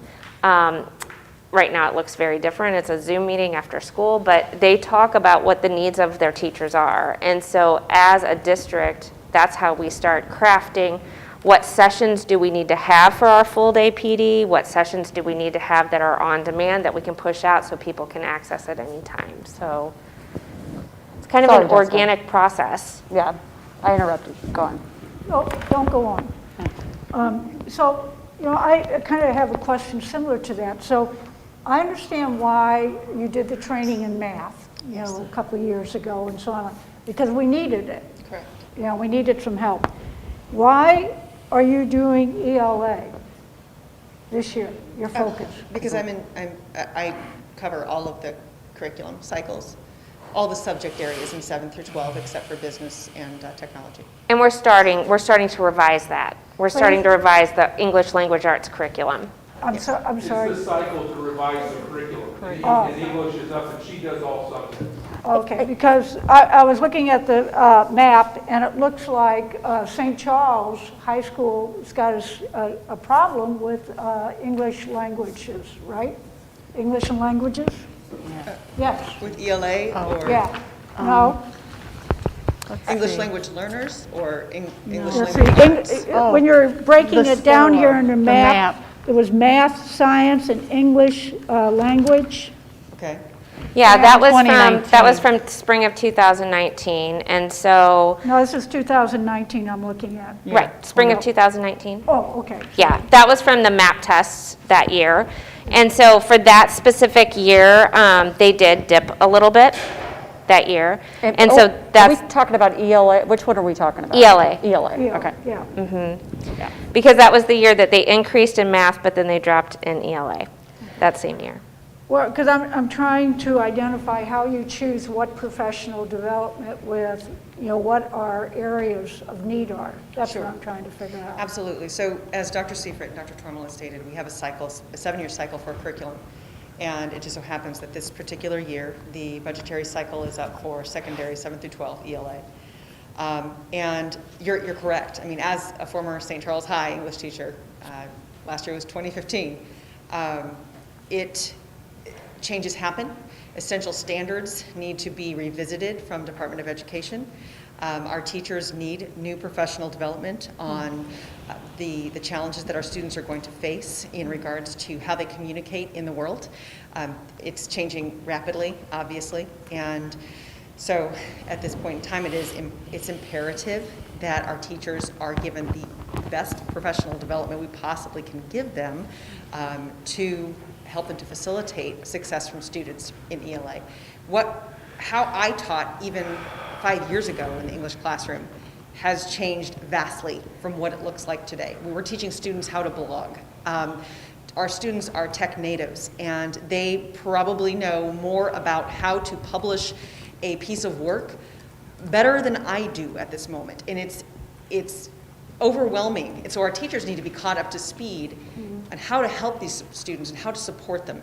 And what we're seeing, and there is data to show that a more student-led, teacher-facilitated type of classroom in the English language arts classroom at the secondary level is more effective, because when our students are given more of the control of how they express their communicative voice, and the teachers are there to guide and develop that, the students feel more confident in expressing themselves, and because they have a greater knowledge, or a perceived greater knowledge of where technology is and how to publish virtually and how to publish with technology, they also help the teacher with that as well. I mean, as I was leaving the classroom, that was already occurring. So it is ramped up even more. So in regards to selecting the type of professional development that is given, again, I have been having conversations for a long time now with my cohorts in the St. Louis area through our curriculum PLN and through our other content area PLNs, the professional learning networks, and trying to see exactly what they're doing as well.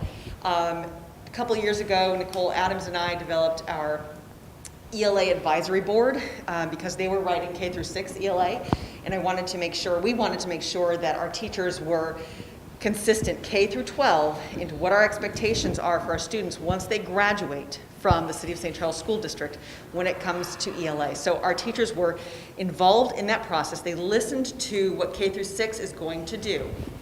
And our secondary teachers now have worked through the Department of Education standards. We compared that to the data and where our students need more support in our ELA subjects, and that's how they chose those essential standards. Also comparing that to where our students need to be successful on the ACT and our EOC, and also on the ECC, so where their careers are going as well, and so what careers are going to need what skills. So that's how we selected those essential standards. The teachers are now looking at, and what they will do in the rewrite process, how are they going to achieve that with the students what types of activities and what types of environment are they going to provide for those students to make them successful in those areas. This is where the rubber meets the road, and this is where the PD needs to come in. So right now we're in the beginning stages of looking at that. Okay.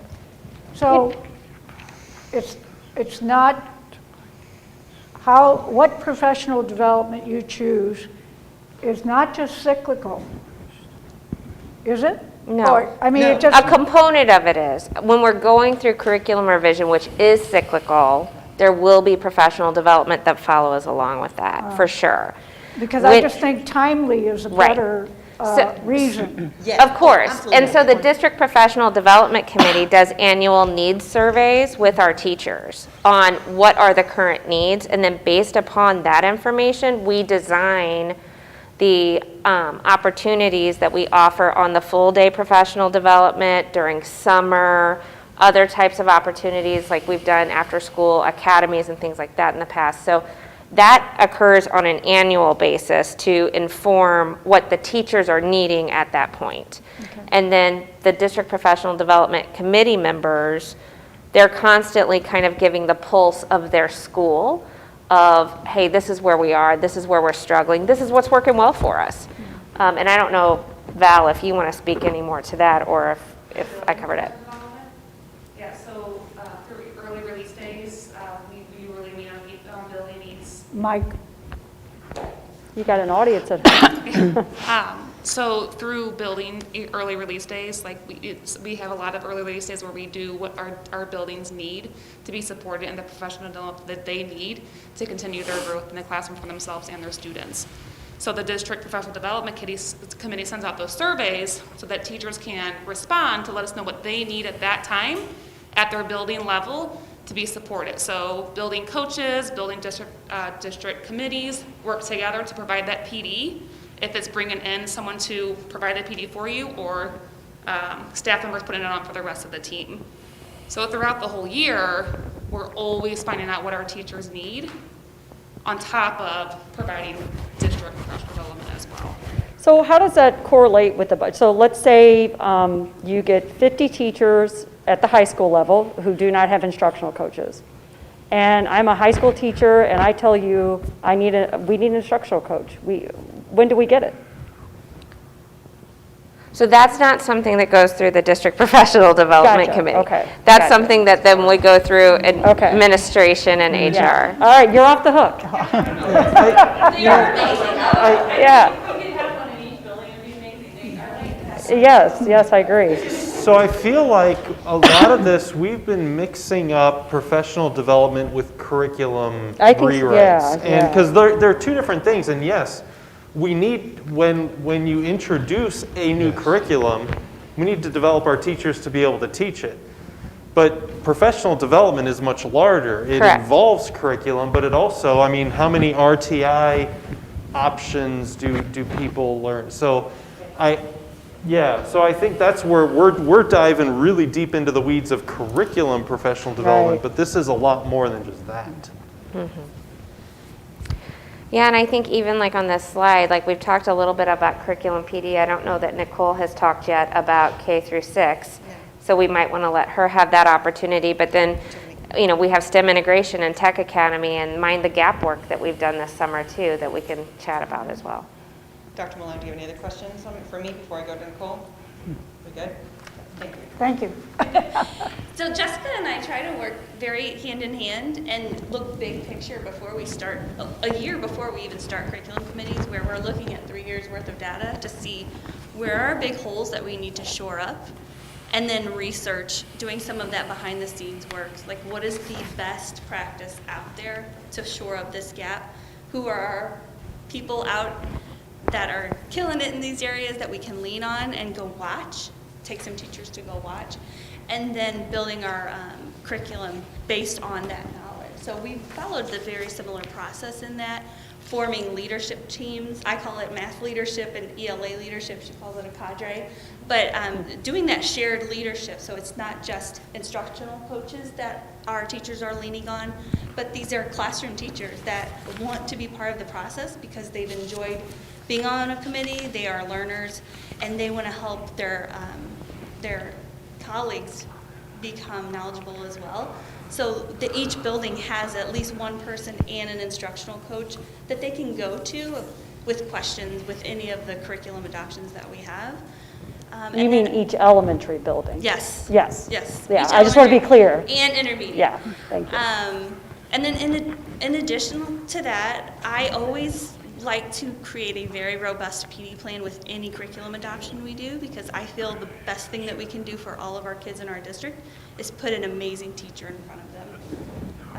So if we are building their efficacy and training them well, our teachers will reap the benefit, or our students will reap the benefits of that. So not just a 1 year, okay, you got trained, you're done, but the following year, coming back, building upon that, offering support on early release days, training our coaches so they can do a train-the-trainer model. So following that same process that high school does, just offering ongoing PD with any adoption we do. So in addition to that, we have STEM integration, where research is showing, kids need more STEM integration. Our partnership that we've had for the last few years with WashU has really helped with that. And we're seeing that carry over into curriculum rewrite, where we're seeing kids learning about different careers that they can pursue, or opportunities where they can have exposure to windows and mirrors and learning about diversity and seeing themselves in these careers. If they've never seen a person of color who's an astronaut, we're giving them that picture and talking to them about that, so they're inspired to pursue those types of careers. And then offering opportunities for Tech Academy that Tina leads. Do you want to talk about that? We are in our 4th cohort of the Tech Academy. They are in their final year. They're level 3s now. And this year, they are, last year they were given the opportunity to have a $1,500 grant as part of being a participant in the academy. And most of them didn't know at the end of last school year what to use their $1,500 on. Well, over the summer, we were providing different types of PD. Almost every single member of the Tech Academies came to a lot of those sessions. And this year, they've been coming up with, they want more technology. They want, there's a teacher over at Hardin who wanted the GIM kit, which is a program that's got inquiry-based, it's science integration, and they did want CAMI, but that was given to them by the district, which was, so they all decided they wanted different things, but they're still coming up with those ideas. So as we talk through in the meetings about different technology integration, they're coming up and deciding, oh, that is a good idea. Maybe I want to try that with my students. But right now, they're collaborating. We've had our first meeting. We didn't have a meeting in September because of everything that was new. And then on October 1st, they came together and they collaborated and gave each other so many great ideas. The members this year in this last cohort are just 7 through 12. We do have one elementary teacher who has come back in the district and joined. She left the district at a level, right before her level 3, and then now she's back in the district. So she's our only elementary teacher in that cohort. But we were talking all about all access and best practices, and they were giving each other ideas. And then the one who's our elementary teacher, she's actually a virtual teacher, and she was giving them ideas of what they're doing at the elementary level, which could also be used at the 7 through 12 level. So that academy is really great for PD because of the collaboration and the ideas that they're giving each other. And then as we progress through the year, we're going to do even more PD that they can then bring back to their buildings.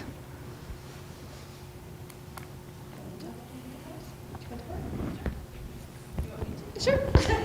And then Miami Gaps, we are right in the middle of that. So this summer, 40 teachers? 60. 60 teachers came together to decide what are the absolute essential superset standards that our grade level needs to make sure our kids have solid. And they put plans forth for the teachers this year to be able to assess to see where the kids are at, what gaps do they have, and they also created resources for the teachers to be able to fill those gaps. So Was that at every grade level, Nicole? That was K through 12? It was K through 12. At the high school level, we focused on the EOC tested areas in math and communication arts. So Algebra 1, English 2, Algebra 2. But if you're not in one of those classes, you were not assessed? No, this is us saying we want to find out where are the gaps from the extended closure last year. Right. So that we can shore those up for kids and keep moving with our learning this year. Sure, So, no, yeah. I mean, at the high school level, though. Yes. You were only assessed if you were in a class that affects our scores. Right now, that's Right. where we are, Okay, yes. just wanted to make sure. Actually, they did it for English 1, 2, 3, and 4. Oh, So sorry. they did have assessments, and they picked their essential standards, and they created the interventions and everything for all 4 levels of English. Of English, okay, thank you. So currently, students are getting interventions through our RTI process right now, and we'll be post-tests in November to see the growth and see what students still need additional interventions to shore up those essentials, and then buildings will move on to the next round of RTI for current grade level standards. Okay, we have a video to show. This is a testimonials of teachers in the district, and then we also have a consultant that has been helping with our Missouri Model Districts grant.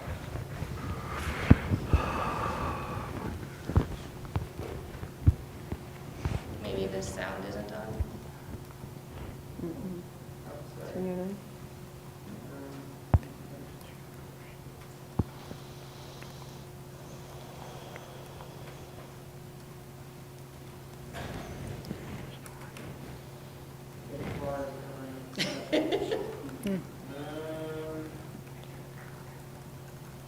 You can escape and try it.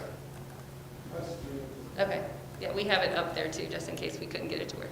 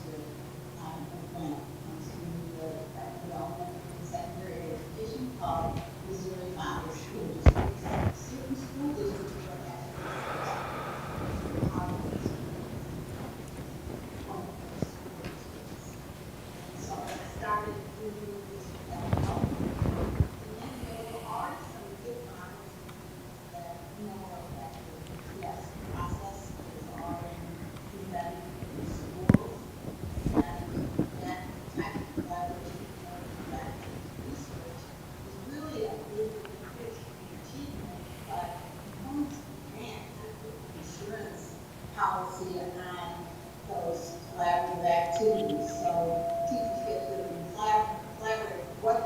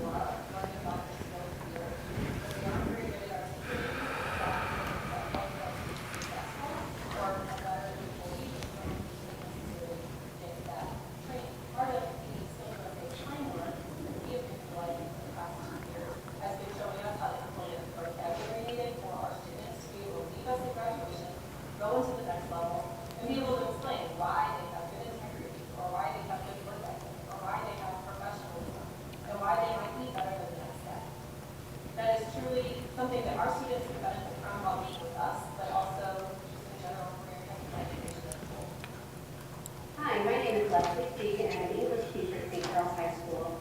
I was part of the district's Tech Academy program for 3 years. This program provided me with grants in my classroom and a chance to attend the NETC conference.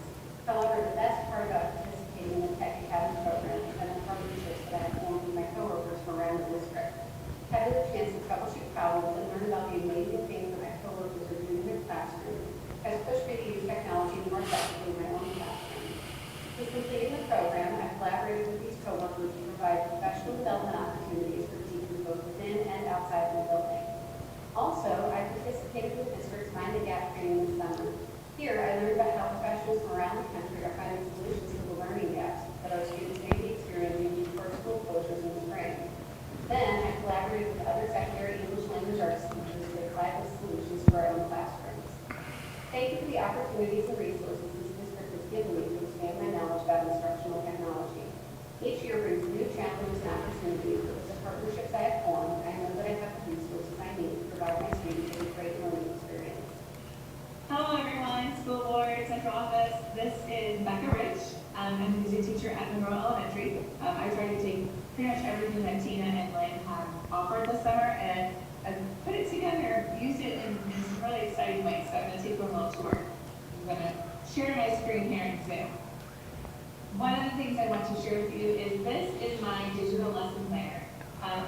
Tina and Lynn taught us all how to manipulate the master slides, make changes and edits to colors and formats, whatever we needed. One of the neat things is over here on the left side, you will see that I kind of have a main menu. So this is my home screen every time. I see the kids 3 times a week for music, so I changed this to make this the first time I see them of the week. It has like what it is I want them to be able to do. And then at the top, there's activities where it takes them through what we're learning. Some of the neat things that I learned is how to embed a YouTube video without the ads and advertisements, because you never know when something might be inappropriate. Something else that I learned how to do is not only embed things in this presentation, but also to look for outside resources. This is a rubric that we use at Monroe for our PBIS and all the substantive classes with kids as a class, rate themselves and how they did. And then when I was in my classroom, I wrote a bulletin board to keep track of how many times they got the 3, which is always our goal. And I was able to link a separate slideshow to my weekly slideshow, so that way I have the most up-to-date chart, and I don't have to worry about copying and pasting it in every week. I just have the link ready to go in my master slide. So I make a copy of the master presentation. All of these pieces are already embedded into it. I don't have to link them every week, which is a huge time saver. It's quite exciting. Something else that Lynn and Tina did this summer was to talk us through how to make use of our Google Classroom. I've created a Google Classroom for all of the classes I have in Monroe, and here is an example of one that I have for first grade. The kids are learning, they're all in the Google Classroom, and they're learning how to find things in the Google Classroom. And they taught us how to organize things in topics, so therefore the kids will be able to easily see what is going on. Here's how we've done an assignment. I learned how to use Screencastify Submit for kids to record a video for me, so I would just click on this link here. That will take me to a Screencastify screen where it says just click record, and it automatically shows up in my Google Drive. One of the other neat things that I was able to learn how to do this summer was to create my own emoji classroom. I'm super proud of this. In this screen, pretty much everything is linked. So if I were to click on the first grade, it takes me to different websites that are available to me. Then I have a way to get back to the main screen. If I click on these individual instruments, and if I click on the recorder one, I find a really neat video clip that shows the video, which is the kids' popular favorite thing. But it also shows the different varieties of recorders. So it gives me a fun way to talk to kids about something that I teach in school. There's lots of different links to different instruments on here, which allow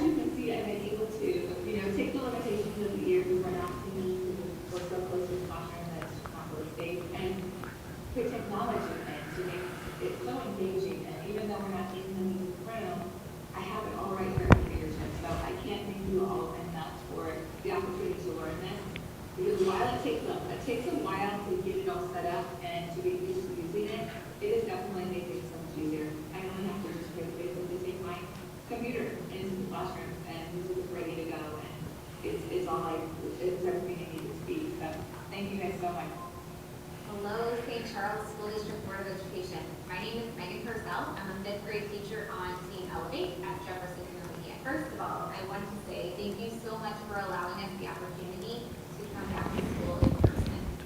On the second day of school, I asked my class who's excited to be in school, and every single kid raised their hand. So I wanted to take a minute to share a couple of things that I learned this summer in regard to technology that I was able to use this summer, but that I'm also able to use with my kids now in person. So one thing that we learned this summer was how to make interactive videos in classrooms for the summer programming. So this was a section that I made for my group of sixth graders. And you'll see that if I drag my mouse over, I'm able to make this book interactive. So if I click here to take it to be read aloud, I was able to incorporate yoga for teens, and then different links to different sites, including how slime is used in space, which is very cool, and then the history of Mr. Potato Head.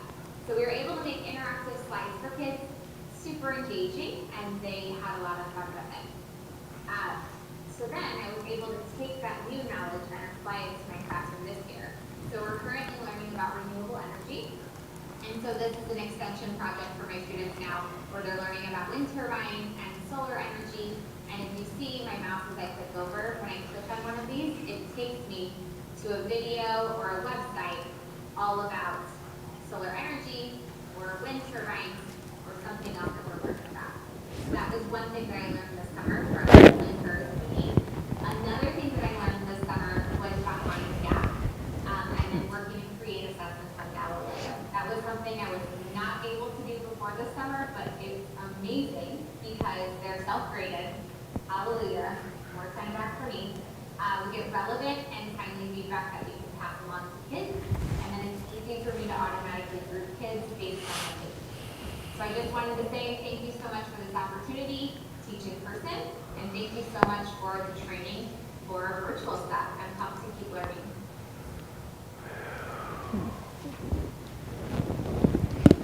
So we just wanted to put that together just because we know we don't have a lot of hard data from this year, but I think sometimes hearing it from the perspective of the teachers and them putting it in context of how they learned it and how it impacts their day-to-day now, I think is important.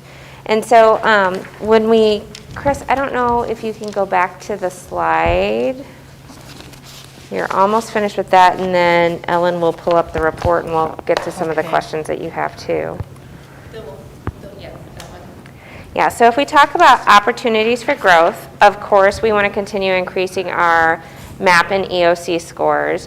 One of the areas that we do want to look at too are our science scores. We've been above the state, but we're not marked as on track according to the APR. So on our annual performance report, one of the things I'll kind of look at is like our trajectory for progress and if the state feels like we're going to continue to move and improve and hit a certain level. And science is one of those areas that we need to continue to improve in. We've talked a lot about teacher efficacy. And then this year with all of the virtual, helping our teachers feel more comfortable with virtual instruction. That's important across the board because at some level, this has changed who we are as an educational system, right? So we need to make sure our teachers feel comfortable and are able to engage and meet the needs of our students. Continuing to increase our ACT scores, and then providing training for our new teachers on district-wide initiatives. One of the things that we kind of struggle with is we'll get the entire district moving forward, and then over a course of a couple years, we have new teachers come in, and then all of a sudden, there's a significant population of our teachers who didn't have the strong foundation that everybody else had. So that's one of those things of just continuing to figure out how do we best support our new teachers. We obviously have new teacher orientation, we have our networking meetings, we have mentors, we have all of those things, but how do we keep them up to speed with the foundational pieces that we've put in over years with our other teachers that have been here. So, Daniel, can I ask a question real fast? First of all, I like the video. It's pretty amazing what you can do with data and technology and all that. So that was really cool. I'm glad they shared. I was earlier, I don't think you're a part of the conversation, much earlier. I went up to St. Charles High and observed in some classrooms just because I wanted to get a feel for what virtual versus teaching or doing at the same time looked like. I think one of the greatest challenges I saw was engagement. getting the kids engaged, not just the kids online, but the kids in the room. I mean, it was like crickets. And like, it was very difficult. Teachers were kind of glued to their seat because they're kind of stuck in between two worlds. Somebody's computer would go out, the volume would go down. I mean, it was constant disruption. And it was hard to watch, honestly. And so I bring this up because the teachers are doing an excellent job. I mean, I really commend them for what they're doing, I really do. So is there gonna be some sort of professional development around engagement, around, how some ideas about, I don't know because I'm not an educator, but, they just look like they could use some help.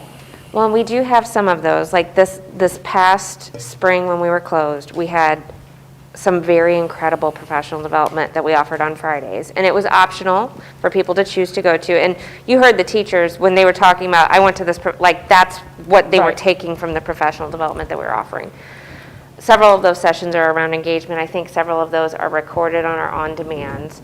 We also are, Jessica actually is looking right now and researching engagement strategies, especially at the high school level, especially for block scheduled long periods of how do we help kids be more actively engaged. St. Charles West, it was in the report, they, over the last 2 years, they have been doing their own in-house training with people inside the district, and I think they've brought in someone as well to look at student engagement, basically. And that's been one of their main areas that they've focused on the last 2 years. So there's pieces that have covered it, and then there's more pieces that will come as part of what we're doing at the secondary level in our secondary block scheduling committee. So there will be more to come for that. We also, there's a book that we got that we are going through right now. It's called the Distance Learning Playbook, and it's based on research-based strategies. I just, last week, was in a webinar on engagement. That was the module of that book that they were going over, and they were giving strategies on how to engage students that are either in your classroom or online. And so I'm trying to work on getting some of that into like a video and giving some more ideas on how to do that. We did purchase some of those books as well, and we are trying to make online modules through Google Classroom so that the teachers can also go through those modules on their own time as well. So. And then this is our recommendations for improvement. We have been focusing on the inquiry model, but a more increased inquiry on that, more emphasis on the inquiry model. It's being seen through our rewrites of math, and in science and social studies, we want to provide more training on that inquiry model because that is what the standards are now based on, is that inquiry model. Provide more professional development on best practices in virtual learning environments, and that would include those modules that I was just talking about, and other on-demand and other PD. We do have a lot of PD ready to go on that October 30th.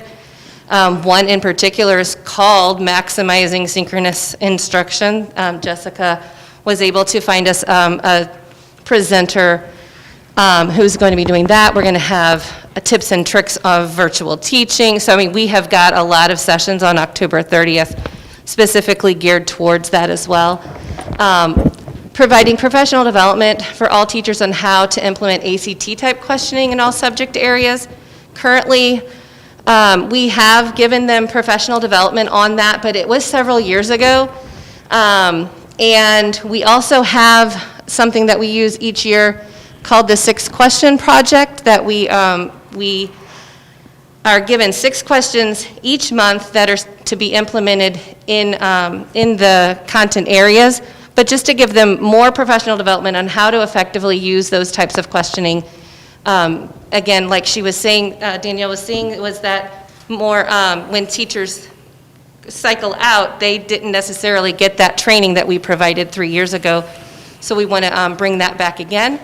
And then again, collaborate with the building principals and the building PDC reps to ensure that the district is offering the PD opportunities that are most needed for continued maintenance of our current programming. And then again, that goes back to ensuring that our new teachers are getting that professional development that they need to be able to implement the curriculum effectively. Well, I think that ends our formal presentation, but Chris, can you pull up the report? Because I think there's some questions that we might want to go to certain places in the report. So I'd say let's open it up to any questions you have. Yeah, we can start with page 7, the AP graph.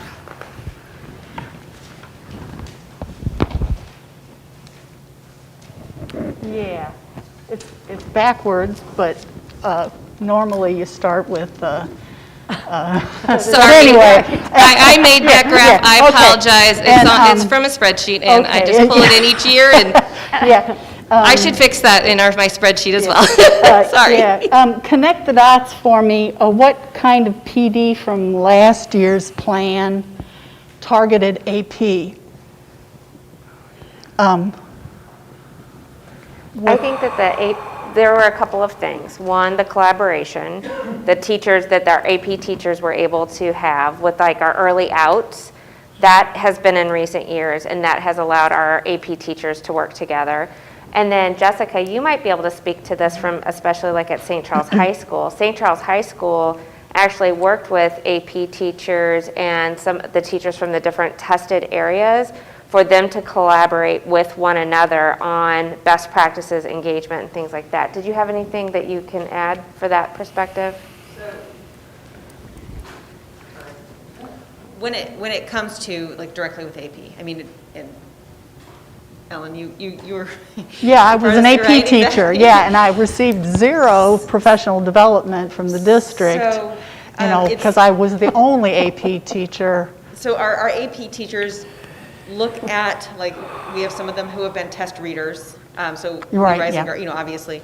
And so they're able to work together to develop questions for the classes and to do, the DBQs and everything like that, so that the students are prepared for that. And they also go to AP institutes over the summer as well, so that they can learn about, new, like, for instance, Right, yeah. Government, et cetera, yeah. the new things that are going to be coming down the pipe and what we need to do to provide them the resources to make that an effective classroom. So, additionally, when it comes to our honors classes that prepare our students, to get into those, are for all of our students, but are technically, we want to get them prepared for those AP and higher level courses. They also work with the AP teachers, if they're not already the AP teacher, to start getting those students ready with the same type of instruction that they would be giving to the students that are currently in the AP classroom. So starting getting them ready to answer those timed essays, to look at the question and how would you answer that particular question and what would the AP test be looking for. So when it comes to that type of professional development, again, it would be the over the summer institutes that they would be going for to. the summer. And then also working with those teachers that are in our district that have been AP readers and working on the tests. Okay, and the improvement 2020 is exceptional, but this was the first year that they've given online open book AP tests. I wonder how much parent input. So It'll be interesting to see It'll how be it compares to interesting to next see year. what happens next year. It's really not appropriate to compare year to year. But what can we do to keep the AP ball rolling? I know that the district has started to give public recognition for AP scholars that they didn't do in the past, and I would like to see that continue. And let's see, page 8. 5-year ACT comparison. The ACT results increased for the district from 2018 to 2019. Well, isn't that to be expected? Because every student took it in 2018. I'd point out that as late as 2011, the district composite score was 22.6. And I think the district professional development in the spring of 2017 that's mentioned in the report shows the worst district score. So I don't think we're doing a very good job on the ACT. And let's see,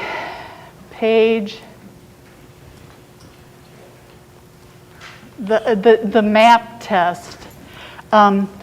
The homegrown, pulling out the homegrown, that technique is assuming, like you said, that the homegrown groups and the transfer in groups have the same characteristics. Right. And we know from experience that that's not the case.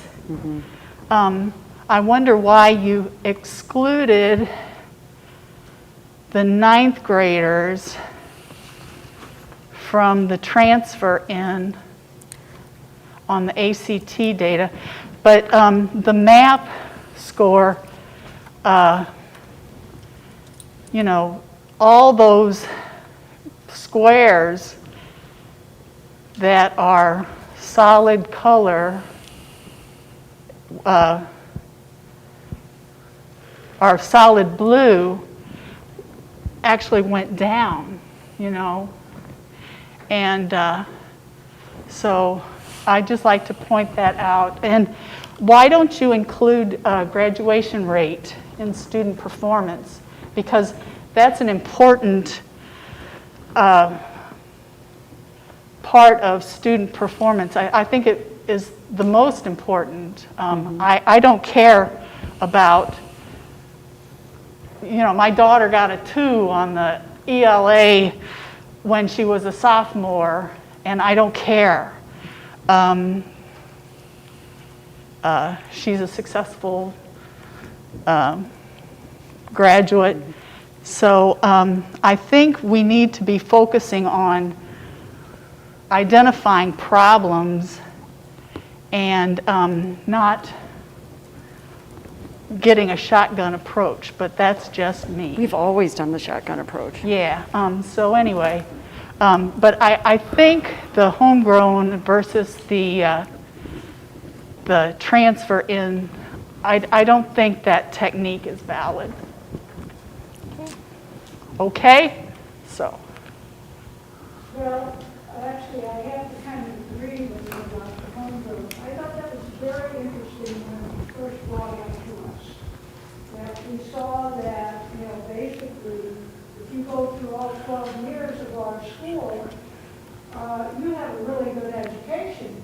But the bottom line is, then these transfer students, to me, what are we doing to focus on the transfer students so they can come up? But the actually using homegrown staff, to me, no longer is important. Yeah. Well, and these are the students. I know in the first place, but I think it's no longer important. These are the students we have. All the students are the students we are charged with teaching. 100%. Yeah. We agree wholeheartedly. And when students come to us, we're doing our very best to assess them as soon as they're coming and trying to shore up gaps and put them in interventions and get them where they need and get them the assistance and support that they receive. When we did this homegrown data for the spring of 2019, it was also to see that I can completely understand and agree with that this isn't a perfect study by any means, right? This is just one way of looking at some data. And for our teachers who work so very hard each and every day, who are engaging in professional development, who are reflective on their craft, who are doing everything within their power. What we do know is if we do look at these kids separately, if the kids are coming to us in kindergarten and staying, when you do look at those different groups, they are outperforming. Have you ever extrapolated the kids that come in at high school from parochial schools and what those scores do for our school district? No. I But that's wonder what something we that could would look at. like. We could certainly look at that. Yeah, because I wonder then, because I wonder if you put that up against homegrown, what that would look like. That's a good question. Yeah. I'm sorry. Go No, ahead. no, that's, I mean, that's a good, we would just need to work with Alex Green in order to figure that piece out. I'm just making a point. Yeah. I'm just making a point, Marita. Yeah. So I think with all of this, it's lead measures versus lag measures. And everything that's on the screen right here, this is the lag measure. Right. And it is very hard to really measure the lead measures. I mean, it would really be like quizzing our teachers in what did they learn. So yeah, I completely agree that we can't match every single one of these numbers to professional development. But I think if we can see trends and see where we're going, and I agree, our ACT scores need to go up. They're not where they were. AP scores, awesome. They're heading in the right direction. And I remember, Danielle, I think maybe in the last student achievement update, you even acknowledged that we need to work on, and you are working more on how do we have that gap of the students coming into us, the non-homegrown ones. So you've acknowledged that, and I'm sure you'll cover that again when we go over student achievement again. So yeah, I mean, we definitely have opportunities, right? There are there. I also don't want to underplay the professional development, which from my understanding is strong professional development, because we can't always point to that and say, well, this is because of a session that they did the last year. But there are definitely correlations, and there are definitely opportunities as well.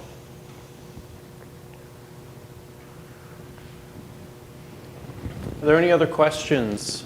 No, I would like to say it was nice that 89% of the teachers surveyed thought it was worthwhile. That is good. All right, I do believe we do need a motion for this one, please.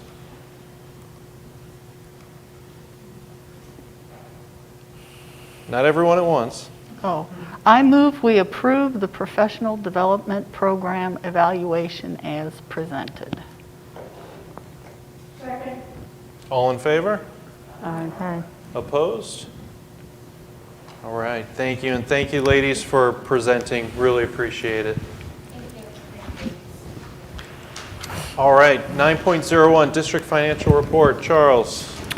So I want to first bring to your attention the SCSD Cost to Reopen worksheet that I introduced you to last month. I've updated that a little bit, mainly with revenue loss projections. So we're about $602,000 less in revenue from the state than we were at this time last year. The overall total budget impact, scroll down just a little bit there, Chris, is $1.3 million to the negative, based on added expenses of $706,000 and lost revenue. So the only glimmering light at the end of the tunnel that I can share with you is that what you may have seen yesterday in the Post or in some other media outlet, the governor has released $61 million back to the Department of Elementary and Secondary Education. We do not know how that will be distributed, but there is an assumption that since he cut the formula, that that's where it will go back. And if that's the case, then we should recoup some of our lost revenue. Of that 602 in lost revenue, it looks like just short numbers, we've got about 30, $345,000 of that is formula money. So in theory, that's about half of what he cut. So we might see $300,000 of that back, I hope. I'm sorry, $340,000 total, so if we get half of that, so somewhere 170, 175 would be what I would hope we'll see recouped there, but that is yet to be determined. The only other piece that I can tell you we're working on right now, there are a couple of supplemental grants at the state level. One specifically for technology that's about $45,000 that we hope to receive, and then there are a couple that we're eligible for only if the county participates. And so we have reached out to St. Charles County, and the reasoning behind this, as best I understand it, is from the governor's point of view, the CARES Act required the state to distribute a significant portion of the funds that were distributed to the state to each county or each city above a certain population. So the governor then has turned around and made some of the state's money available to school districts if the counties provide a matching share. That is got a lot of traction in some parts of the state. St. Louis County just announced a program to share some funding with their school districts this week. And we have shared some figures with the county finance director, but we do not have a clear direction on whether the St. Charles County Council and the executive are going to be willing to help us gain those extra funds. It requires a 25% county match. So those are the possible added funds that we know of right now. Obviously our hope, and I believe the governor's true hope, is if the state budget continues to rebound, that he'll be able to put even more of that money back. At this point, we don't know for certain what will happen there, of course.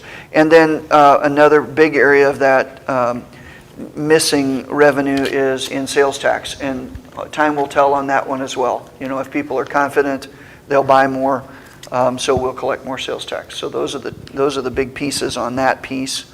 If there aren't any questions there, I'm going to move on to the main report that I typically give you.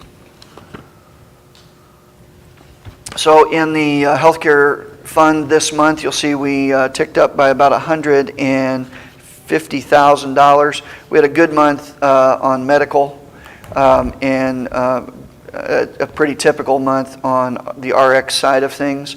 One of the figures that I want to point out to you that you actually should start seeing a reduction in is the last yellow column to the right on that report is the fee paid to Care Here for administration of our clinic. Right now we're paying them $23 per employee per month, and the contract that you just approved earlier this evening drops that administrative fee to $18.50 per employee per month, which will save us about $50,000 over the course of a year. So not a significant amount of money, but every little penny helps, right? So the reason we got to that number is for a couple of reasons. We have shown a commitment to them in extending them a 5-year agreement. Now, board, you know that every Missouri contract requires that you have the ability to opt out if we don't have enough money to pay for something. So there is always a safety clause, but by agreeing to that 5-year commitment, then they know we're going to continue to use them. They were willing to drop the fee. Plus, we also have been employing half-time for a year now, a health coach and wellness coordinator on a half-time basis through Care Here. And with that person in place, none of our health coaching is going to their other health coaches. It's all staying with our local person. And so they saw that as a savings on their side as well. That's a little bit of a savings in the healthcare side of things. The next report is the month-end report for September. I want to point out on the county revenue side, we got $22,460.87 from the county, which is the grand total of fines and forfeitures, which they turned over to us this year. 3 years ago, that number was almost $100,000. Mm-hmm. Last year, it was $50,000. It's been steadily shrinking. I remember at some point last year when it came in, pointing out that Part of that is a diversion, and it's a legal diversion, whereby much of what is paid in fines and forfeitures gets diverted to law enforcement sources in the county rather than coming to schools as it traditionally has. Again, this has never been a large source of revenue, but is another shrinking source of revenue that I wanted to point out to you. The only other major source of county revenue is state assessed railroads and utilities, and that usually doesn't show up until January or February. And then in Fund 4, I just highlighted on capital outlay. That's almost the very last that you'll see. I think there's just another, still on that same page, Chris, there's just another dab of bond money, but we have last payments out of the 2017 bond issue fund. And those projects are complete except for a few punch list items. On the next page, the year end, there's nothing extraordinary there except that you see we've started to march down in fund balances that we take always from kind of mid-year all the way to December when our revenues are not keeping pace with our expenditures. That's an expected cycle. It's a little more severe this year with the revenue changes and added expenses, but nothing that is alarming at this point. I don't believe there's any circumstance under which we would need to borrow money under a TAN, a tax anticipation note, like we did probably the last time was almost a decade ago that we had to do that. So I do not believe that'll happen.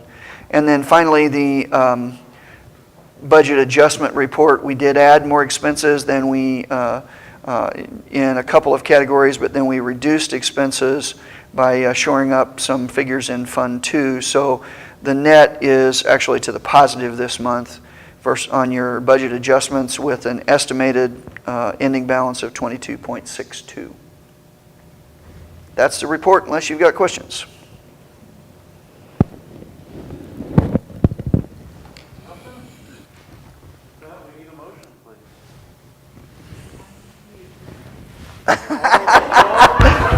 Get my report first. We will get there. I move we accept the financial report. Thank you. All in favor? Aye. Opposed? Now we need a second to Ellen's adjourn motion. I'll second. All in favor? Aye.